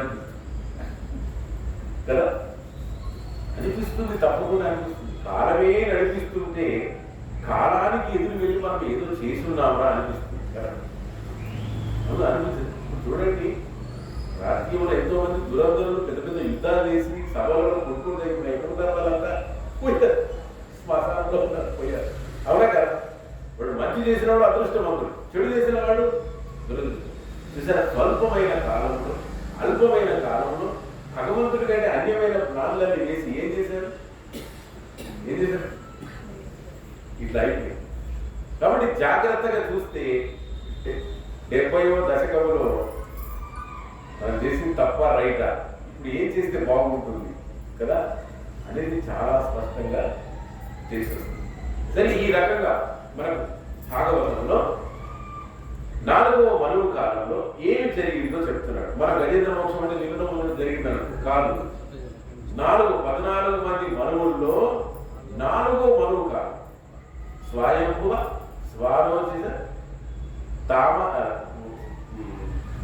ఉత్తమ, తామస. ఇప్పుడు మనం తామసుడు అనేటువంటి మనువు కాలంలో జరిగిన చరిత్ర. ఏ కాలం అంటే తామసుడు మనువు కాలం ఎంత? 71 మహాయుగాలు. ఎంతకాలం అండి? 71 మహాయుగాల్లో ఈ తామసుడు అనేటువంటి మనువు, అతను ఉత్తముడు భ్రాతనే, 3వ మనువు యొక్క సోదరుడు. ఆ కాలంలో జరిగిన కథను నీవు ఎంతో శ్రద్ధగా వింటున్నావు ఓ పరీక్షిత్ మహారాజా, నీకు నేను చెప్తాను అన్నాడు. పరీక్షిత్ మహారాజు ఏంటి కదా, ఈయన జనమే. పరీక్షిత్ మహారాజు అభిమన్యుడి కొడుకు, అంటే అర్జునుడి మనవడు. ఆయన టైం అయిపోయిన తర్వాత తక్షకుడికి శాపం వల్ల 7 రోజుల్లో చనిపోతానన్న విషయం తెలిసింది కదా. మీరేమనుకోదు, మనం ఎప్పుడు మనకు తెలియదు. 100 సంవత్సరాల తర్వాత మాత్రం ఇక్కడ ఎవరు ఉండరు. కాదు 50 సంవత్సరాల తర్వాత కూడా మనం ఎవరు ఉంటామండి. ఉన్నా చాలా కష్టం మీద ఉంటారు. ఎవరో ఎత్తుకొని తిరగాల్సిందే కదా, అన్నిటికి ఎత్తుకొని వెళ్ళాలి. ఏమండి ఉంటారు 50 సంవత్సరాలు. ఆయన 7 రోజుల్లో ఏ ప్రయత్నం చేశాడో దాంట్లో ఒక 10% అని మనం చేస్తే బాగుంటుందో అనుకుంటున్నాం. ఏంటండి, ఆయన ప్రాయోపవేశం చేశాడు. తన కొడుకు జనమేజయుడికి మొత్తం అప్పచెప్పేశాడు. ఆయన రాజర్షి, శాపం పెట్టిన శృంగికి ప్రతి శాపం ఇచ్చే శక్తి కలిగిన వాడు. కానీ తెలివైన వాడు కాబట్టి తరుణోపాయం ఆలోచించాడు. చాలా చరిత్రలు ఒకరికంటే శాపాలు పెడుతూ నడిచింది, మన కథలు నడుస్తాయి. కానీ పరీక్షిత్ మహారాజు చాలా ఆయన యొక్క వంశం చాలా గొప్పది కదా. వంశం చూడాలి ఒక్కసారి. పెళ్లి పేరంగా చేస్తుంది. ఇప్పుడు వంశం చూడమన్నారు. అటు 3 తరాలు ఏంటండి, ఇటు 3 తరాలు చూడాలి. దృష్టి వ్యాధి ఉన్న వాళ్ళు ఉన్నారా, లేకపోతే ఇంకేముంటాయండి, షుగర్ వ్యాధి ఉన్న వాళ్ళు ఉన్నారా, పెద్ద పెద్ద పొట్టలు, ఇవన్నీ ఉంటాయి. రాసులు చూడమన్నారు. అంటే ఇంటర్ప్రిటేషన్ ఏమనుకోవద్దు, చాలా ఉన్నాయి. కొంతమంది భార్య భర్తలు అయిన తర్వాత తల్లి కొడుకులాగా ఉంటారు. అందుకే ఈ గణాలను చూసుకోవాలి. ఇంటర్ప్రిటేషన్ ఏమనుకో దయచేసి. ఇవన్నీ కూడా ఉన్నాయి కదా ఈ కథలు. అందువల్ల ఇది 4వ మనువు కాలంలో మరి జరిగిన కథ. ఆయన ప్రాయోపవేశం చేసి నాకు తరుణోపాయం చూపించండి అని సుఖమహాముని అడిగాడు. 7 రోజుల్లో నేను చచ్చిపోతాను, ఈ శరీరం ఎప్పటికైనా పోతుంది కదా, ఈ 7 రోజుల్లో ముక్తి పొందేటువంటి పద్ధతి నాకు చెప్తే నేను కృతజ్ఞుని, నేను సాధకం అవుతానని అప్పుడు సుఖమహాముని అడిగితే ఆయన 7 రోజులు అన్నపానీయాలు ఏమీ లేకుండా అలాగే కూర్చుంటూ విన్నాడు. ఆ మహానుభావుడు అవధూత సుఖమహాముని కూడా చెబుతూ ఉన్నాడు. ఈయన యొక్క ఉత్సాహము శ్రద్ధను బట్టి చూసి ఒక కథ చెప్తాడు, మరొక కథలో ఎంటర్ అయిపోతాడు. అలా ఉంది ఈ కథలో ఇలా వస్తాయి. సో అప్పుడు ఏం చెప్పాడు, ఈ గజేంద్ర వంశం అష్టమ స్కంధం వచ్చేసరికి ఒక మాట అంటారు. ఎవరు? సుఖమహాముని. గ్రాహబద్ధుడైన గజరాజు విడిపించి ప్రాణ భయము వలన వాపికాచే హరిదయా సముద్రుడఖిల లోకేశ్వరుడు అనిన శుకుని చూచి యమని విముడు. గ్రాహబద్ధుడైన, గ్రాహం అంటే మొసలి.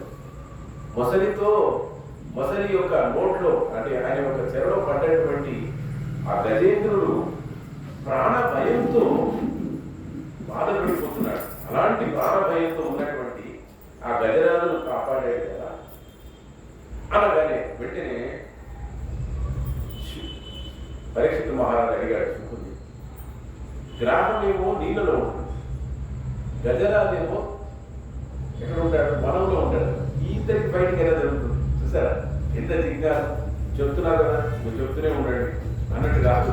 అదేలా జరిగింది అని వెంటనే ఒక క్వశ్చన్ పెట్టాడు కదా.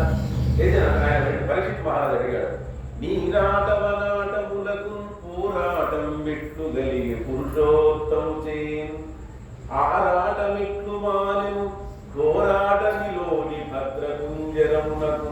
వెంటనే నీర అటం, వన అటం, నీరంలో తిరిగేటువంటి మొసలికును వనంలో అటం తిరిగేటువంటి గజరాజుకు అసలు యుద్ధం ఎలా జరిగింది కదా?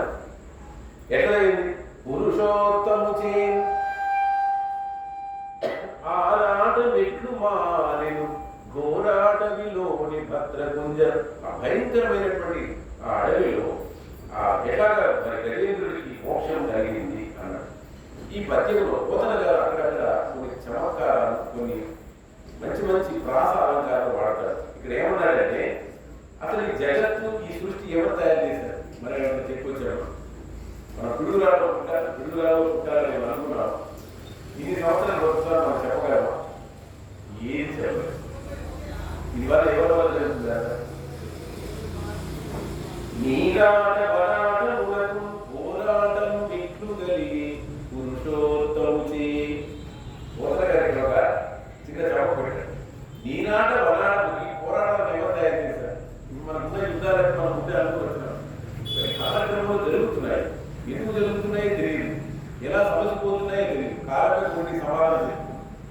ఇలాగా నిజంగా చూస్తే స్వరూపుడైనటువంటి ఆ భగవంతుని చేతనే ఈ పోరాటాలు జరుగుతున్నాయి, ఈ ఆరాటాలు జరుగుతున్నాయి. ఈ పోరాటాలు ఆరాటాలు మళ్ళీ ఎప్పుడు పోతున్నాయంటే ఆయన వల్లే పోతున్నాయి. ఎవరు పోతున్నాయి? ఎవరు వల్ల పోతున్నాయి? మరణంతో ఒకటి అయిపోతుంది. లేకపోతే ఆయన చెప్పిన బోధనంతా వింటే ఈ సమస్య పరిష్కారం అవుతుంది. అది రేపు భగవద్గీతలో చూస్తున్నాం. ఇవన్నీ ఇక్కడ రావు. అసలు ఏమైనా తయారు చేశాను ఒక మాట చెప్తాను. ఇప్పుడు వాళ్ళందరికీ సమస్యల కారణం ఏంటో తెలుసాను. రాగము, ద్వేషం. మీరంటే నాకు ఇష్టం, ద్వేషం. ఇంతే కదా. ఈ రెండు తీసేయండి.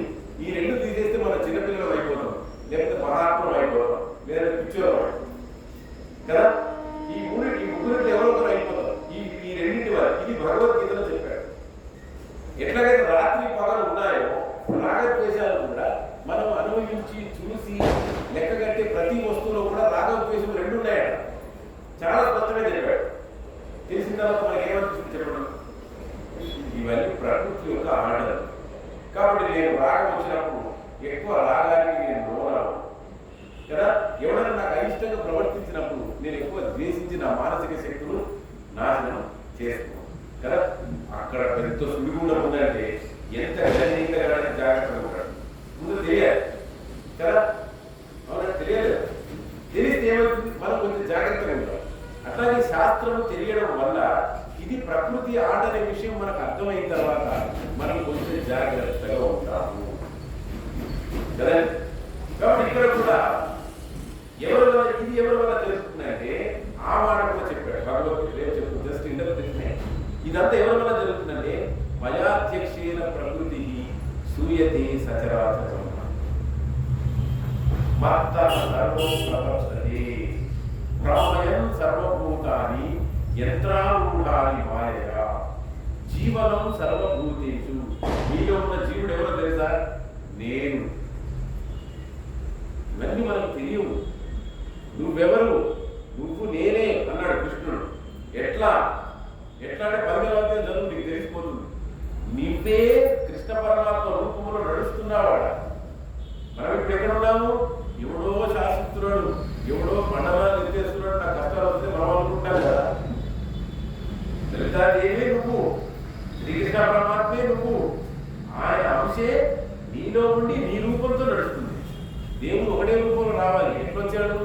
అందరిలాగా వచ్చాడు. పుట్టులాగా వచ్చాడు, పొడవులాగా వచ్చాడు, ఎంత నరసింహ స్వామిలాగా వచ్చాడు, అందమైన రాముడిలాగా వచ్చాడు, లీలా పురుషోత్తములాగా వచ్చాడు. ఇవన్నీ మనకు లేవు రూపాలు.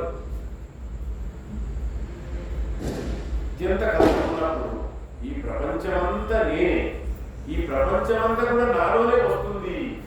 నేనెవరు? నేను సాక్షాత్తు ఆయనే. నా వల్లే ఈ ప్రపంచం. మనం నిద్రపోతే ప్రపంచం ఎక్కడ ఉందండి? నేను మేలుకుంటేనే ప్రపంచం, నేను నిద్రపోతే ప్రపంచం. ఇది ఉపయోగించడం వల్ల శంకరాచార్య చెప్తారు. నీ మనసే ప్రపంచం. నీ మనసు పడుతుందో మొత్తం ప్రపంచం పడుతుంది. అంతే కదా. అత్యంత భయంకరమైన పరిస్థితి వచ్చినప్పుడు మనకు మానవ పనిచేస్తే, కానీ ఆరోగ్యంగా ఉన్నప్పుడు, ధనం బాగున్నప్పుడు, ఇంత ధనం ఉంది నన్ను ఎవరన్నా బాగా చూస్తున్నారా, నేను రాగానే లేపుతున్నారా లేదా కదా. అదే భయంకరమైన వ్యాధి వచ్చినప్పుడు ఎవడు లేస్తేంది, ఎవడు కూర్చుంది, దీని నుంచి బయటపడితే చాలా అంటాడు. అవునా కదా కదా ఈ పరిస్థితి. సో ఇదంతా కూడా ప్రకృతి ఆడే ఆటల విషయం మనకు భగవద్గీతలో ఉంది. ఆ ఆటలన్నీ కూడా మనకు భాగవతంలో కనిపిస్తాయి. మొత్తం మీద చూసినప్పుడు ఆయన వల్లే ఇదంతా జరుగుతుంది. ఆయన ఎవరో కాదు, నేనే. ఇప్పుడు మనం భాగవతంలో కొంచెం భగవంతుని దూరంగా ఉన్నాం కాబట్టి ఎవరి వల్ల జరుగుతుంది? ఆయన ఫలప్రదాత, నేను ఫలితములను అనుభవించేవాడిని. ఇప్పుడు మనం ఉన్న పరిస్థితి కాబట్టి ఈ కొట్లాట ఎవరి వల్ల జరిగినది? పురుషోత్తము చేయనే మొదలైంది. ఈ ప్రపంచం ఎవరి వల్ల మొదలైందా? ఏకోహం బహుశ్యా, నేను కొనే ఉన్నాను, నాలో నుంచి ప్రపంచం అంతా వచ్చుగాక. ఇది ఋగ్వేదం ఐతరేయం చదువు. ఇది ఒకటి మాట కాదు, ఋగ్వేదం ఐతరేయం. ఏకరథం ఏక, నేను ఒప్పుకొని బహుశ్యాం, అనేకం అయిపోదుగాక అన్నాడు. ఇదే విషయాన్ని కైవల్యంలో మరొకలాగా చెప్పాడు. ఏవ మాయా పరిమోహితాత్మ శరీరమాస్థాయ కరోతి సర్వం అన్నాడు. ఒక శరీరాన్ని ధరించి ఈ పనులన్నీ చేస్తున్నాడు. స్త్రీ అన్నపానాలన్నీ కూడా పిలుస్తున్నాడు. కైవల్య ఉపనిషత్తు చెప్పి అసలు లేదు. కాబట్టి ఇదంతా ఎవరి వల్ల జరుగుతుందమ్మా?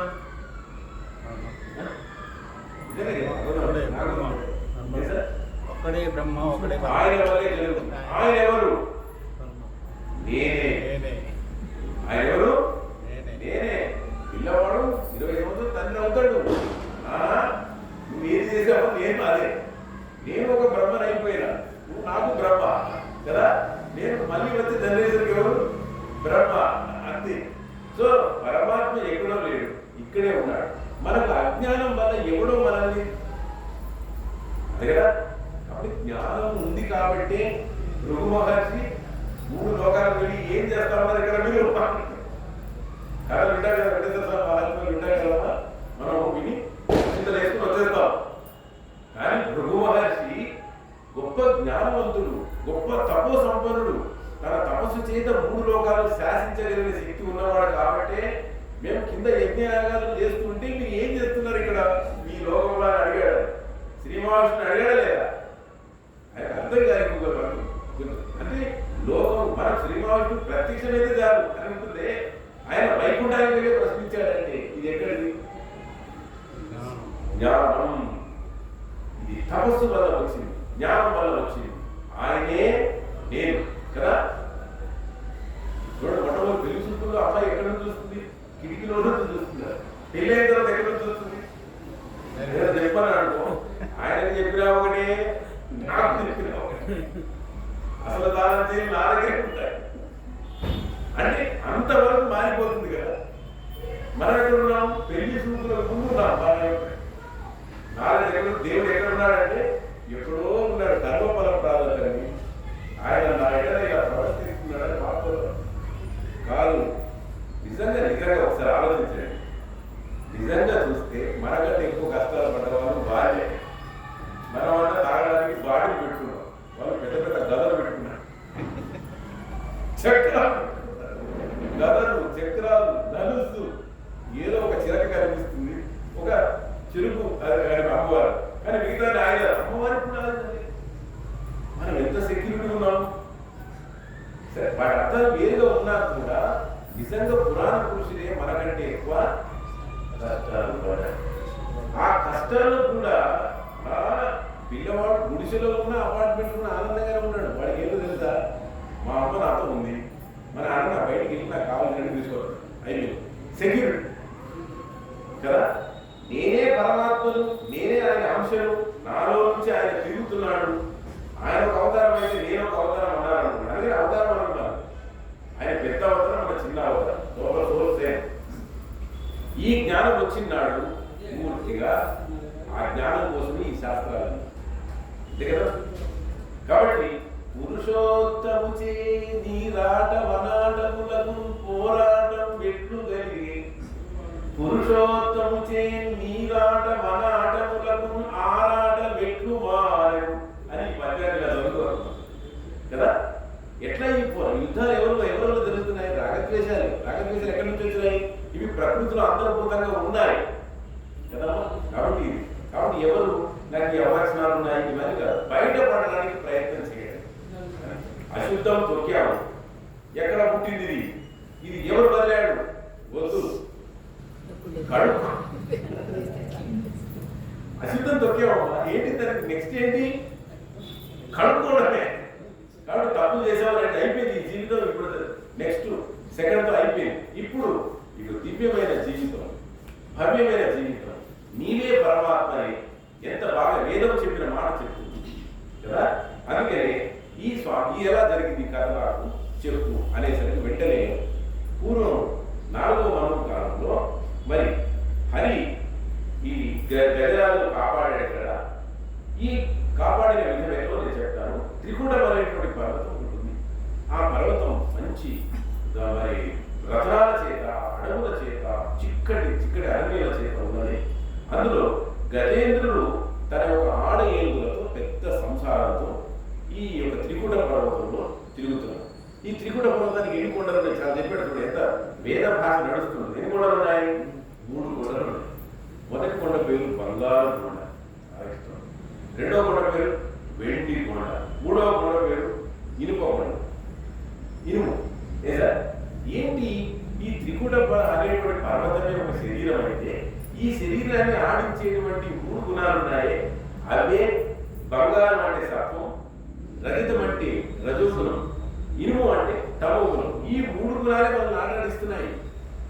వేదాంతంలో వెళ్తే మనిషి పరమాత్మ అయినప్పుడు ఎందుకు ఇట్లా అవుతున్నాడంటే తత్వబోధన సమాధానం ఉన్నది.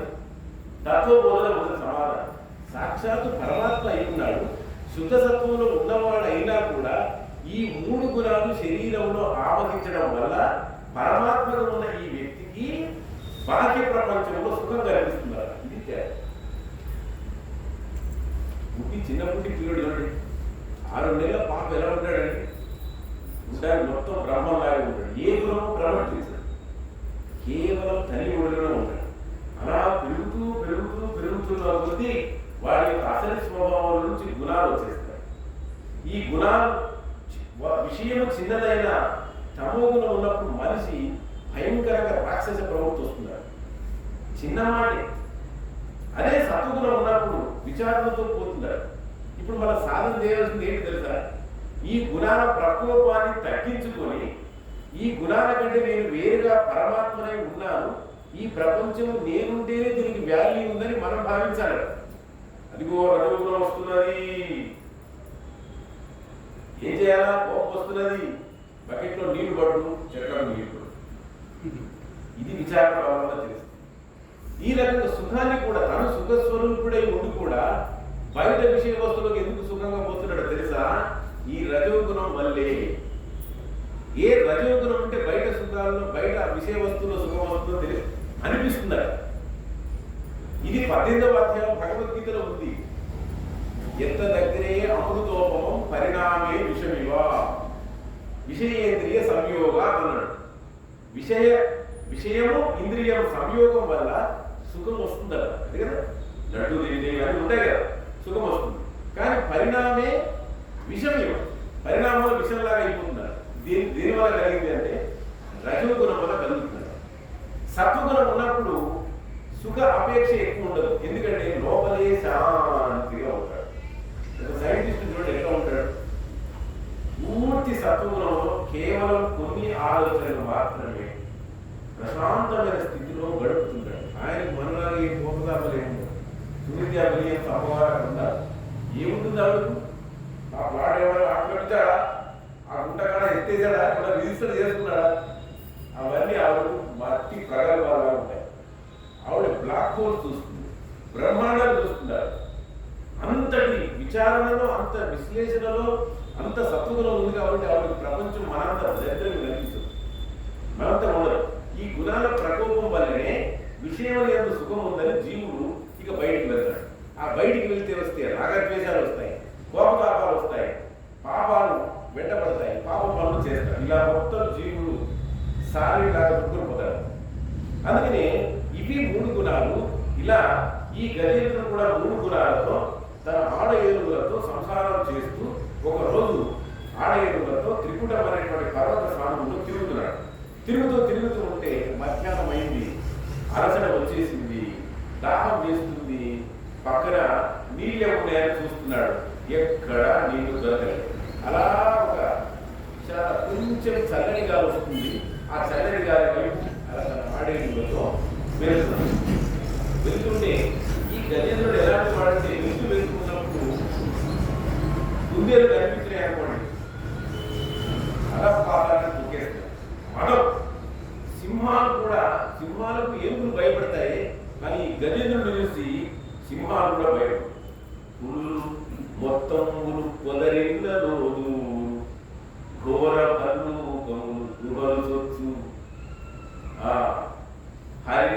హరిదంతములకి హరిణ చయం. హరిణములు అంటే జింకలు. ఈ గజం మదంతో ఉన్నటువంటి గజేంద్రుడు వాటిని చూడగానే జింకలు పారిపోతుంది, పాములు వాటి రంధ్రాలకు వెళ్ళిపోతున్నాయి, పులులు కూడా పొదలలో దూరిపోతున్నాయి. అంత భయంకరంగా మదమెక్కి ఉన్నాడు. ఎవరైనా కూటమనేటువంటి ఈ శరీరంలో 3 గుణాలతో ఎలా ఉన్నాయి మనం అంటే మనం బాగున్నాం. పెద్దవాళ్ళ ఆశీర్వాదం వల్ల మనం ఎలా ఉన్నాం సార్, మనకు తెలుస్తున్నాయండి. నేను పాపం చేస్తున్నా, నేను చేస్తున్నా, ఇవన్నీ తెలుస్తున్నాయి. కానీ కొంతమంది ఉన్నారు కదా, ఒక సెక్షన్ ఉంటుంది. ఈ గురువులో ఎన్ని సెక్షన్ ఉన్నాయో మనకు తెలియదు. మనం కూడా ప్రశాంతంగా ఉంటున్నాం కదా, ఇల్లు ఉన్నాయి, కర్రలు దుంట్లు పట్టుకొని కూడా జరుగుతున్నాయి కదా. ఇదంతా కూడా ఈ ప్రకృతి యొక్క ఆట తెలియక ఎప్పుడు లక్షల సంవత్సరాలు ఇక్కడే ఉంటాము శాశ్వతంగా అని వాపోయి రేపు వచ్చేది ఎరగక వాళ్ళు అలా తిరుగుతున్నారు. వాళ్ళకు ఈ ఇతను గజేంద్రుడు తిరిగాడు కదా, అలా నీళ్లు కనిపించి చల్లగా వచ్చే ప్రదేశానికి వెళ్ళాడు. వెళ్తూ ఉంటే అల్లంత దూరంలో కనిపించేది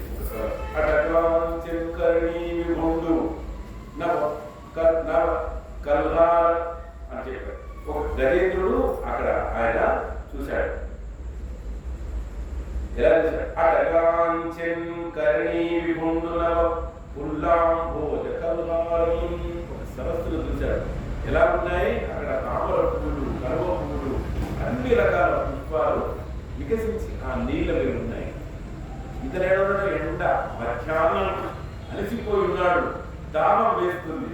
సరస్సు చూసి ఎలా ఉందండి, ఆనందంగా ఉంటుంది. ఆ సరస్సు ఎంత కోపం ఉందంటే కలవకూడదు. తర్వాత అటలింది వరవారం కమటమీన గ్రామ దుర్వారం. ఎలా ఉంది, పైనలేమో భ్రమరాలు ఆడుతున్నాయి కదా, లోపల ఎలా ఉంది, ఏమన్నది దుర్వారం కమట మీన గ్రాహ. మొసలు, గ్రాహం అంటే మొసలి, మీనం అంటే చేపలు, కమటం అంటే తాబేళ్ళు. నీళ్ళలో ఏమున్నాయి, ఇవి ఉన్నాయి. పైన ఏమున్నాయి, భ్రమరాలు ఉన్నాయి. నీళ్ళ పైన తామరలు, కలువ పువ్వులు, ఇవి ఉన్నాయి. చూసారా, ఒక సరస్సును ఎలా వర్ణించాడు. ఇంకేముంది, వట ఇంతాల రసాల సుమనోవల్లి కుడి తీరమున్ అన్నాడు. ఒడ్డు ఎలా ఉంది? హింతాల రసాల, గరికెతాడి చెట్టు హింతాల, రసాలు అంటే మామిడి చెట్టు, వడం అంటే మర్రి చెట్టు, దాని యొక్క దరిలో ఇట్లా ఉన్నాడు. చూడండి ఎంత బాగా వర్ణన చేస్తున్నాడు. అది మరి ఆ చెట్లకు మంచి తీగలతో పువ్వులతో అల్లుకొని ఉంది. చెట్టులో త్రూత వరాలపక చక్ర సంచారములు కాసారము, ఎలా ఉంది? చక్రవాక పక్షులు, కొంగలు, తర్వాత ఇవన్నిటి ఎగురుతున్నాయి ఆ సరస్సు మీద. చూశాడు. చూసి అలా దగ్గరికి వెళ్ళాడు. రండి వారిలారా వచ్చేయండి, ఈ యొక్క మనం సరస్సు నీళ్ళు కావాలని దగ్గరికి వెళ్ళాడు. వెళ్ళిన తర్వాత సరస్సు యొక్క ప్రభావం ఈ గజేంద్రుడి పైన ఇంకా పడింది. తోయజ గంధములోగిన చల్లని వెళ్ళని ఘాట్ మీనులరా, అప్పటి వరకు ఆడి ఆడి అలసిపోయి శరీరం అంతా వేడెక్కిపోయింది. ఒక్కసారి ఆ సరస్సు నుంచి వస్తున్నటువంటి తుమ్మలతో చల్లని గాలితో ఒక్కసారి ఒళ్ళు జలధరించిపోయినారు గజేంద్రుడు వారి భార్య. ఇలాగా అక్కడ ఉన్నటువంటి కరమాంసాలు మంచి శబ్దాలు చేస్తుంటే చెవులో అండగా ఇట్లా మొత్తం మీద పంచేంద్రియాలకు మత్తు కలిగించే విధంగా ఆ సరస్సు ఉన్నది. ఎవరికి? గజేంద్రుడు. ఎవరు ఆ గజేంద్రుడు? కదా, ఈ విషయ వస్తువుల్లో తిరుగుతున్నాడు. ఈ సంసారం అనేటువంటి దాంట్లో పడ్డాడు కదా. మంచి టీవీ, మంచి ఊహలతో ఉన్నటువంటి స్టీరియో కదా. లేకపోతే కొంతమందికి ఎవరైనా తిట్టుకుంటే ఆనందంగా ఉంటుంది, తప్పకుండా మరి కొట్టుకుంటే ఆనందం వస్తుంది మనకు. అలా ఉన్నాం మనం. ఇలా అన్ని ఇంద్రియాలకు మంచి సుఖాన్ని ఇచ్చేటువంటి ప్రపంచంలో వచ్చిన మనం ఏం చేసాం? వచ్చరికి మరి గజేంద్రుడు ఏం చేస్తాడండి? ఆయన పశువేనా? పశువులు ఏం చేస్తాయండి? ఎద్దులన్నా కాస్త నీళ్ళు తాగడానికి వెళ్తాయి. దున్నపోతులు అయితే మొత్తం బండితో సహా బండి నడిపించే మనం తీసుకుని మొత్తం ఏం చేస్తాయి? ఆ గుంటలో పడేస్తాయి కదా. పశువు లక్షణం మరి. మనం కొంచెం ఆలోచిస్తాం మధ్యలో కాబట్టి. ఇక్కడ గజేంద్రుడు ఏం చేశాడు? మత్తేవ యూధంపు మడుగుసి వచ్చాడు.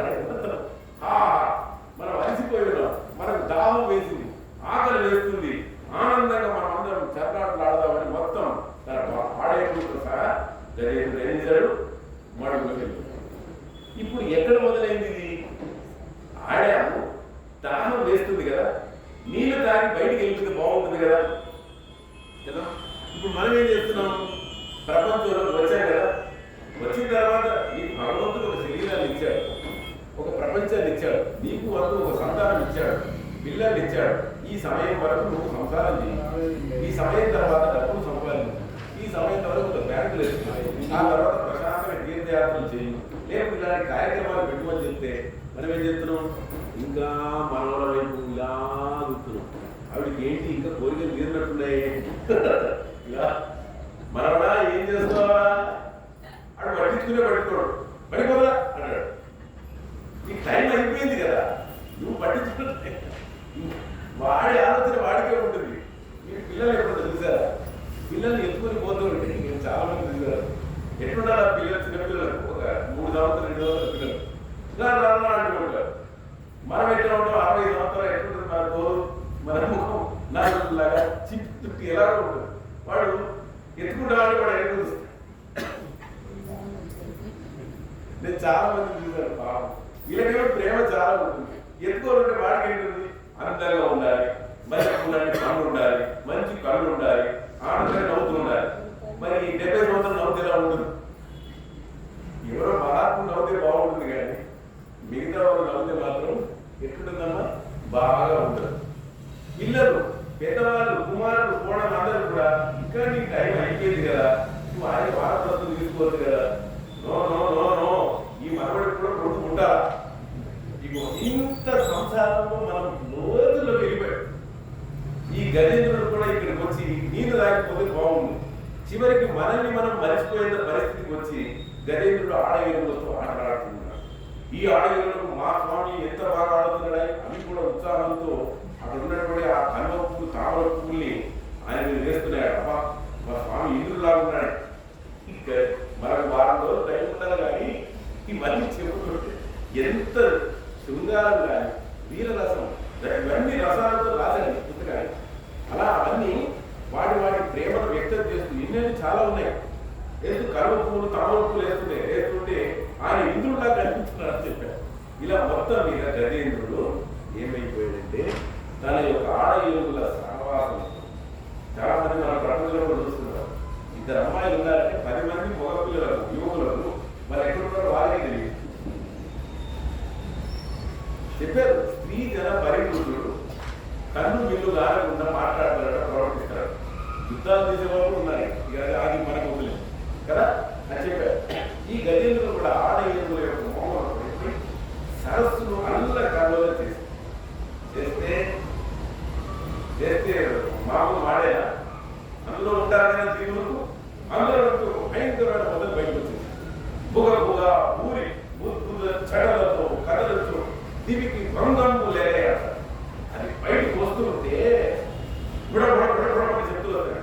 ఫూత్కారం చేస్తూ వచ్చిందా ఓకతో ఆడిస్తూ ఉంటే అలలు లేచి ధనులు ఇక్కడ వడాల ఇంత రసాల వృక్షాలు ఉన్నాయి కదా అవన్నీ ఇక్కడ కూలిపోయాయి. ఆ తరంగాల దెబ్బ అలల దెబ్బ సంబరం నుంచి పొడవ నుంచి ఒక్కసారి చూసి పూర్వ యుగ పాద యుగం పట్టారు.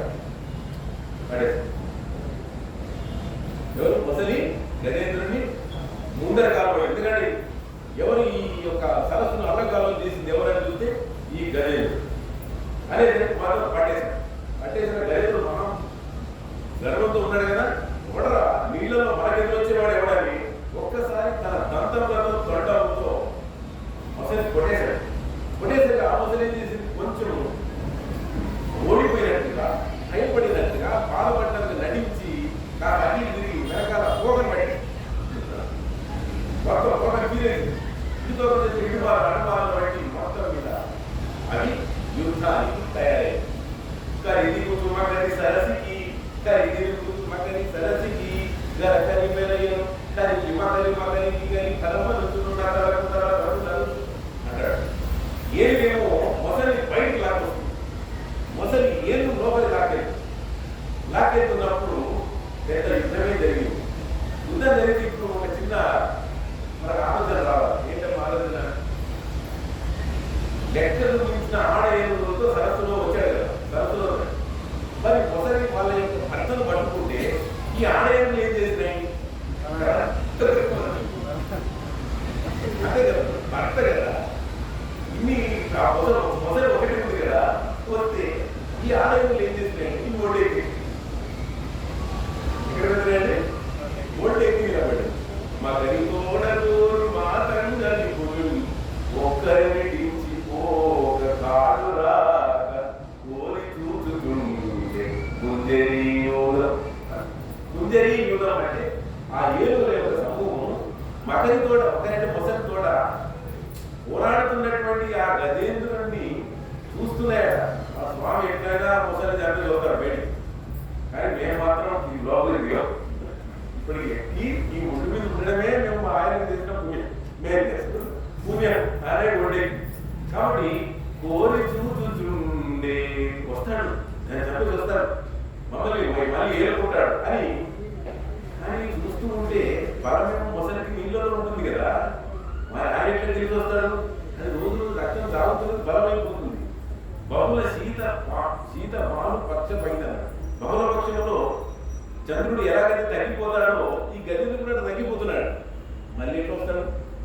ఈ పొలం అయిపోయింది పని. పోతన గారు ఆ రోజే చెప్పాడు, కాదు రా అన్నాడు. అంటే పోదాం అనుకుంటే మరి భర్త కదా వదిలిపెడితే ఎట్లా అపచారం అయిపోతుంది, అదరం అయిపోతుంది. కాడు రాక కోరి చూచుతుండే దిగి కాపాడు. వెళ్ళిపోదామంటే ధర్మం అడ్డం వస్తుంది. పరిధర్మం కోరి చూస్తున్నాడు. ఏందో ఇది అంటే ఈ త్రికూటం అనేటువంటి ఈ శరీరంలో 3 గుణాలతో ఈ వ్యవహారం చేస్తున్నప్పుడు ప్రపంచంలో ఈ జీవుడు అనేవాడు మరిచిపోయాడు కదా. ముందు గతి ఏమవుతుందప్ప? ఏ సార్ ముందు గతి 80 ఏళ్ళ తర్వాత నీ బతికేంటి, 90 ఏళ్ళ తర్వాత నీ జీవితం ఏంటి, 95 సంవత్సరాలతో నీ పరిస్థితి ఏంటి కదా. మర్చిపోయాడు కదా. మర్చిపోయాడు, అడ్డం పడ్డాడు, కింద పడిపోయాడు.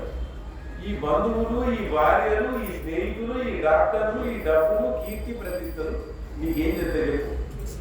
కోరి చూచుచుండే కింద పడిపోయాడు. షుగర్ ఎక్కువైపోయింది, బీపీ 450 అయింది, షుగర్ 550 అయిపోయింది. అయిపోయిందా? ఏం చేస్తారు అందరూ? పెట్టడం, డాక్టర్లకు పిలవడం, పుణ్యాలు సక్రమం చెప్పిండ్రా, తిరుమల చెప్పేయండి, శ్రీకాళహస్తిలో చెప్పించండి, ఇక్కడ చెప్పండి. ఇంతే చేయాల్సింది తప్ప నిన్ను డైరెక్ట్ గా బ్రతికించడానికి కాదు. అందుకే నాకు ఏం చెప్పాడు? ఏనుగులు ఒడ్డెక్కినాయి అన్నాడు. కారణం ఏంటి? ఇవి ఏమి కూడా నిన్ను అవసాన దశలో కాపాడవు అని చెప్పడం ఉద్దేశం. కోరి చూచుచుండే కుంజనీయుధం అయిపోయింది. ఇష్టమున్నట్టుగా ప్రవర్తిస్తుంది, పెద్ద దండయాత్ర చేస్తుంది. చివరికి చిక్కి శల్యమై, కురాగ్ర శల్యమై అంటారు. మాంసం అంతా పోయింది, ఎముక కూడా అరిగిపోయింది, కించంత గిట్ట మిగిలిందట కాడు. ఆ మొసలి దెబ్బ, మొసలి పెడుతున్న పాట పడాలి. ఎన్ని సంవత్సరాలు యుద్ధం చేశారో వీళ్ళు, అది కూడా చెప్పాడు. అలయక సొలయక వేసట నొలయక కరి మకరి తోడ ఉత్తండ రాత్రులు సంధ్యలు దివసంబులు సలిపెన్ పోరొక్క 1000 సంవత్సరం అన్నాడు. ఇవి ఎన్ని రోజులు యుద్ధం చేసినాయంటే అలయక సొలయక వేసట మొలయక, అలసట లేదు, ఊరు కొట్టట్లేదు, ఒకటంటే ఒకటికి విజయోత్సాహంతో బాధల్ని కూడా మర్చిపోయి ఎన్ని సంవత్సరాలు చేసినాయి తెలుసా? 1000 సంవత్సరాలు. 2000 3000 అని చెప్పలేదు, 1000 అని చెప్పాడు. ఎందుకంటే 1000 ఒక గుర్తుంది. పురుషుత్తులు వస్తుంది కదా, సహస్ర శీర్ష పురుష, 1000 తలలు కలిగిన పురుషుడు ఎవరైనా శ్రీమన్నారాయణ లేదు శివుడు ఎవరైనా కావచ్చు.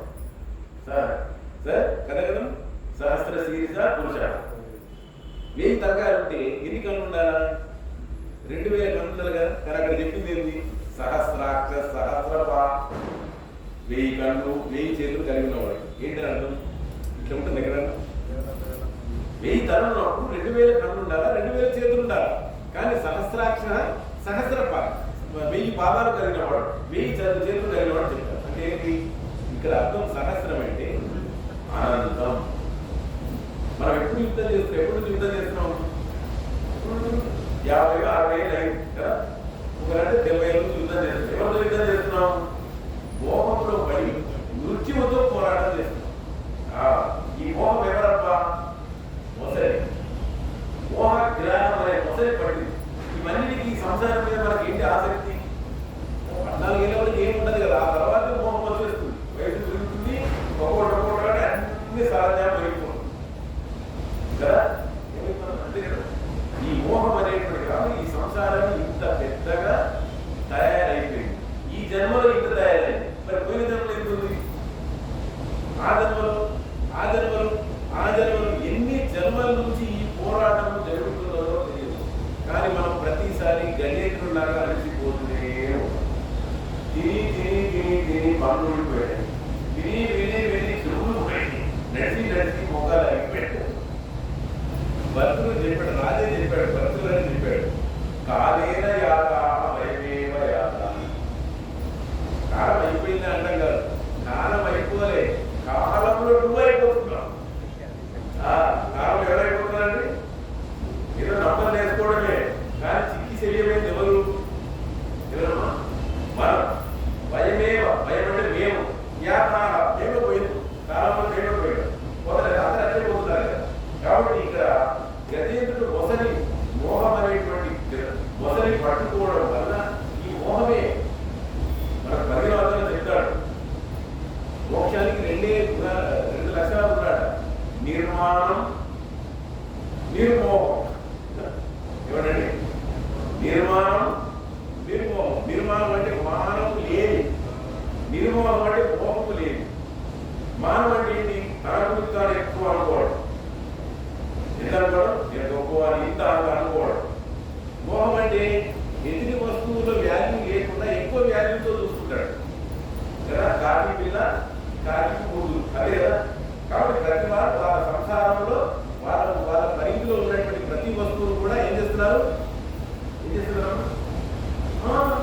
ఇక్కడేమో గుంట పెద్ద కోర్టు కేసులు అవుతున్నాయి, అక్కడేమో పెద్ద పెద్ద ల్యాండ్ల కోసం కేసులు అవుతుంది. ఏ కేసు పెద్దది?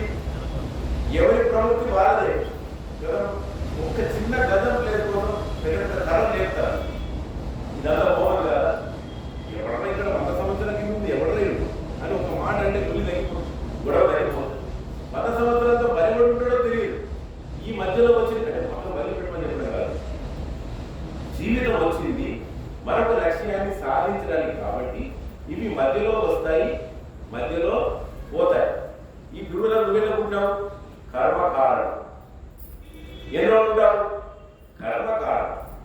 ఇంత గాలి ఉంది, కరోనాలో ఎంతమంది వెళ్ళిపోయారు? గాలి సరిపోక అంటే వాళ్ళకి కర్మ అయిపోయింది. కరోనా వచ్చిన వాళ్ళు ఎంతో మంది హాయిగా తిరిగినారు. ఏ సమస్య ఏమి కారణం కాని వాళ్ళు పాపం చచ్చిపోయారు. కర్మ అయిపోయింది. నిజంగా ఇది టోటల్గా పైనుంచి చూసినప్పుడు ఉంటుంది కదా. ఇలా ఎంత మనము ఇలా చేసుకుంటూ అందుకనే సహస్రం అనే మాట పడతాయి. ఈ మోహంలో పడి ఈ సంసారం అనేటువంటి కాసారంలో మనము మృత్యువుతో నిరంతరం పోరాడుతూ ఏమవుతున్నామా? అలసిపోతున్నాం. ఏమవుతున్నాం? అన్నవేస్తున్నారు అంతర్యామి అలసితి సొలసి అన్నాడు. ఏమన్నాడు అక్కడ? ఏమన్నాడు? శ్రీనివాసు నువ్వు ఇట్లే పాటలు పాడుతున్నావు, వినడానికి చాలా బాగుంది, నీకు 200 సంవత్సరాలు ఇస్తారా? మీకు దండం పెడతాను, నాకు ఈ జీవితం హాయిగా నీ దగ్గర తీసుకున్నావు. మనమైతే 200 మరో 200 నాయకుడు కొత్త రచన చేస్తాడు, అప్పుడు నీకు బాగు అనేవాళ్ళు. మనం ఆయన ఏమన్నా అన్నమయ్యా? వద్దు స్వామి, ఇంతట నీ శరణిదే చొచ్చింది, కోరిన కోర్పులు కోయలు కట్లాడు. నీవేమి కాదన నువ్వు వద్దంటేనే అవి తెలిసిపోతాయి అన్నాడు. ఇది జ్ఞానం విచారం. ఆ పాటలో చాలా అర్థం ఉంది. రేవంత్ రాకుండా పాడారు, ఎందుకు భాషలో చాలా బాగా పడారు. సో కోరిన కోరుకుని కోయని కట్టాలి. నువ్వే పోయినదాన్ని కోరుకున్నావు, ఇట్లాంటి అబ్బాయి వస్తే బాగుండు, ఇట్లాంటి ఆయన వస్తే బాగుండు, కోసం ఇట్లా పెద్ద బిల్డింగ్, ఈ బిల్డింగ్ సేవ చేయాలి సత్తా ఉండండి. ఇవన్నీ ఉంటాయి. ఒక స్థాయిలో ఏమవుతుంటే జ్ఞానం బాగా వచ్చిన తర్వాత ఇవన్నీ బంధాలు నిజంగా ఉంటాయా? ఉంటాయా? టాప్లో 10th క్లాస్ పాస్ అయ్యాడు, ఇతనికి కేజీ బంగారం ప్రైజ్గా ఇవ్వబడి, కానీ ఒక్కసారి మళ్ళీ 10వ తరగతి చదవలేదు. చదువుతారండి ఊరు కష్టం. నువ్వు కేజీ ఇచ్చినా సరే నేను 10th క్లాస్ మళ్ళీ చదవదు. అలాగే ఈ జీవితం ద్వారా చేయవలసిన పని అయిపోయిన తర్వాత మనిషి ఇక్కడ ఉండడు. మనకేమో ఆశ, ఎందుకంటే మన పని అవ్వలేదు కాదు. రామకృష్ణ పరమహంస చెప్పాడు, వివేకానంద స్వామి తను చేయవలసిన పని అయిపోయిన తర్వాత ఈ భూమి మీద ఉండడు. అందుకని మహాత్ములంతా 32, 33 వెళ్ళిపోయారు. ఇప్పుడు మనకు 32, 33 ఇప్పుడే సంసారం మొదలవుతున్నారు మా పిల్లలు కదా. వాళ్ళకి 30 ఏ జ్ఞానదేవుడు అయితే 21 సంవత్సరాలకు అయిపోయింది, 21 సంవత్సరాలకు వెళ్ళిపోయాడు. ఎంత మంచి ప్రపంచం చూడండి. అందుకని ఇలా ఈ గజేంద్రుడు కూడా 1000 సంవత్సరాలు పోరాటం చేసి అలసిపోయి ఇద్దరు పూర్వ పుణ్య ఫల దివ్య జ్ఞాన సంపత్తితో ఈ గజేంద్రుడికి పూర్వజన్మ పుణ్య సంపత్తి ఉండాలి. మిథ్యా మనోరథం ఇంకేటికి దీన్ని గెలవరావచ్చు అన్నాడు. దీన్ని గెలవడం ఎందుకంటే ఇది నీళ్ళలో ఉన్నది, దీనికి నీళ్ళలో బలం, నేను బలంలో ఉన్నాను. ఇప్పటికీ 1000 సంవత్సరాలు అయింది, అలసిపోయాడు. ఇక దీన్ని గెలవడం ఎక్కడ? కాబట్టి ఈ సంసారాన్ని బురద నీటితో బురద కాలు కడుక్కోవడం సాధ్యం కాదు. ఎంతసేపు అడుగుదాం? ఇంకా నాకంటే ఒక్క బలవంతుడు ఎవడో మరో దీని నుంచి నన్ను బయటపడేయాలి అనేటువంటి ఆలోచన వచ్చింది. ఇది ఎవరికి వస్తుంది తెలుసా? సమస్యలు అందరికీ వస్తాయి, కానీ పరిష్కారం అనేది పుణ్యాత్ముడికి మరో రకంగా వస్తుంది. పాపాత్ముడికి ఇంకొకరిని చంపడమో తాను చావడమో జరుగుతుంది. పుణ్యాత్ముడికి అసలు ఎవరికి తయారు చేసిన ఈ సమస్యలకు కారణం ఏంటి? మంత్రులు గారిని అడుగుదాం, ఏదైనా గ్రహం సరిగ్గా లేకపోతే పూజ చేయిద్దాం, లేకపోతే జపం చేయిద్దాం, పైసలు ఉన్నాయి కదా, డబ్బులు ఉన్నాయి కదా చేయిస్తాం అంటారు. అవునా కదా? అదే జ్ఞాని అయితే ప్రారంభం భోగము నసి ఏమంటారు? ఈ ప్రారంభం అనుభవించడంతోనే పోతుంది. రాత్రి నిద్రపోయినప్పుడు ఎన్ని దోమలు ఉంటున్నాయి, కానీ మేలుకున్నప్పుడు ఒక దోమ కుడితే దోమలు 24 తిట్టు తిట్టి దాన్ని చంపి బయటపడేసి చేతులు పడుకుంటామే. రాత్రి పడుకున్న ఎన్ని పుట్టినాయో ఎంతమంది తిట్టినా మనకు ఎక్కదు. జ్ఞానం విచారణ చేస్తున్నప్పుడు శరీరానికి వచ్చే కష్ట నష్టాలు కానీ దుఃఖాలు కానీ పెద్దగా అంటారు. ఇది తేడా. చిన్నపిల్లవాడికి మన తేడా ఏంటి? చిన్నపిల్లవాడు వెంటనే స్పందిస్తాడు, మనం స్పందించాం కదా. కానీ ఇలాగా ఇది పూర్వజన్మలో చేసుకున్న పుణ్యం ఉంటేనే వస్తుంది. అందుకనే ఈ గజేంద్రుడు పూర్వపుణ్య సంపత్తితో అన్నాడు. ఏమన్నాడు? ఎవ్వరి చేజరించు జగమెవ్వరి లోపల నుండు లీనమై ఎవ్వరి యందు నిండు పరమేశ్వరుడెవ్వడు మూల కారణం ఎవ్వడనాది మధ్యలయుడెవ్వడు సర్వము దానయైన వాడెవ్వడు వారి ఆత్మభౌనీశ్వరుడే శరణము వేడెదన్.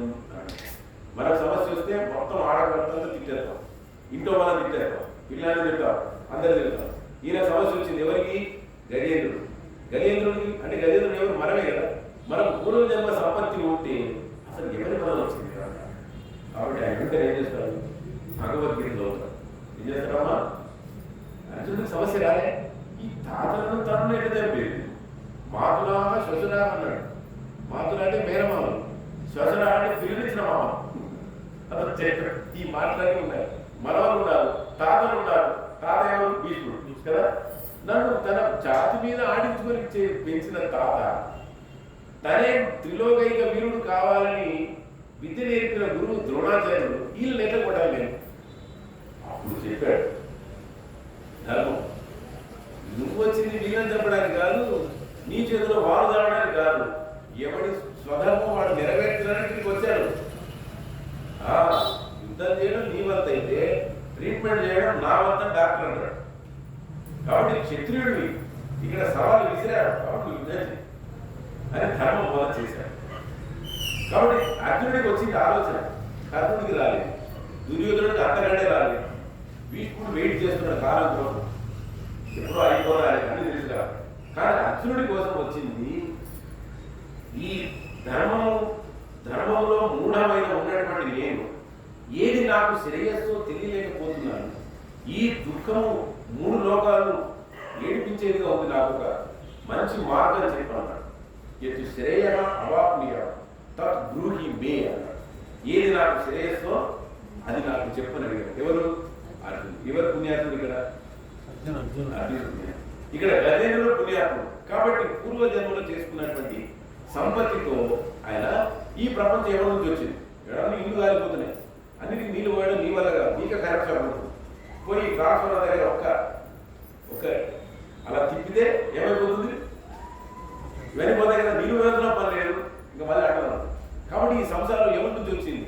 ఎవరి చే జనించు జగమెవ్వరి లోపల నుండు లీనమై. ఎవరి వల్ల వస్తుంది? ఎవరి లోపల లీనమైతుంది? ఎవరి యందు నిండు పరమేశ్వరుడు. ఎవడు మూల కారణం? మన ఇంతవరకు చెప్పుకున్న మూలంతా ఎవరు కారణం? ఆయన. ఎవడు అనాది, ఆది లేనివాడు ఎవడు? మనందరికీ ఆది ఉన్నది. మనకు 1 సంవత్సరం date of birth expiry date ఉంది. అనాది మనకు మధ్యలో ఉన్నది, మన లోపల ఉన్నది ఆయనే. లయుడెవ్వడు, మన లయమైపోయిన తర్వాత ఉన్నది కూడా ఆయన. సర్వముదానైన వాడు ఎవ్వడు వాని ఆత్మభౌముడు. ఇవన్నీ పెద్ద పెద్ద పదాలు. మనకు కర్మ కారణం ఉంటే పుట్టాడు. ఆయన ఆత్మభౌముడు, ఆయన కర్మ లేదు. ఆయన కర్మని ఆత్మభౌముడు అంట. అది నేను శరణ పొందుతానని దీంట్లో మనం చెప్పాను. టైం ఉందా? 8:40.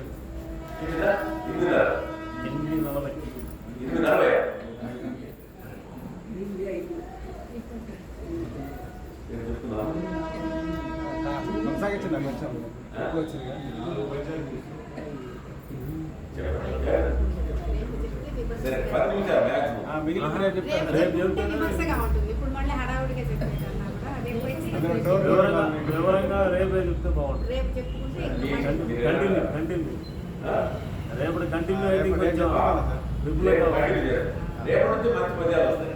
అసలు మన పిల్లలకు మనం చెప్పవలసింది, మనం నేర్చుకోవాల్సింది అన్నీ కూడా రేపటికి బాగుంటాయి. ఒక పద్యం.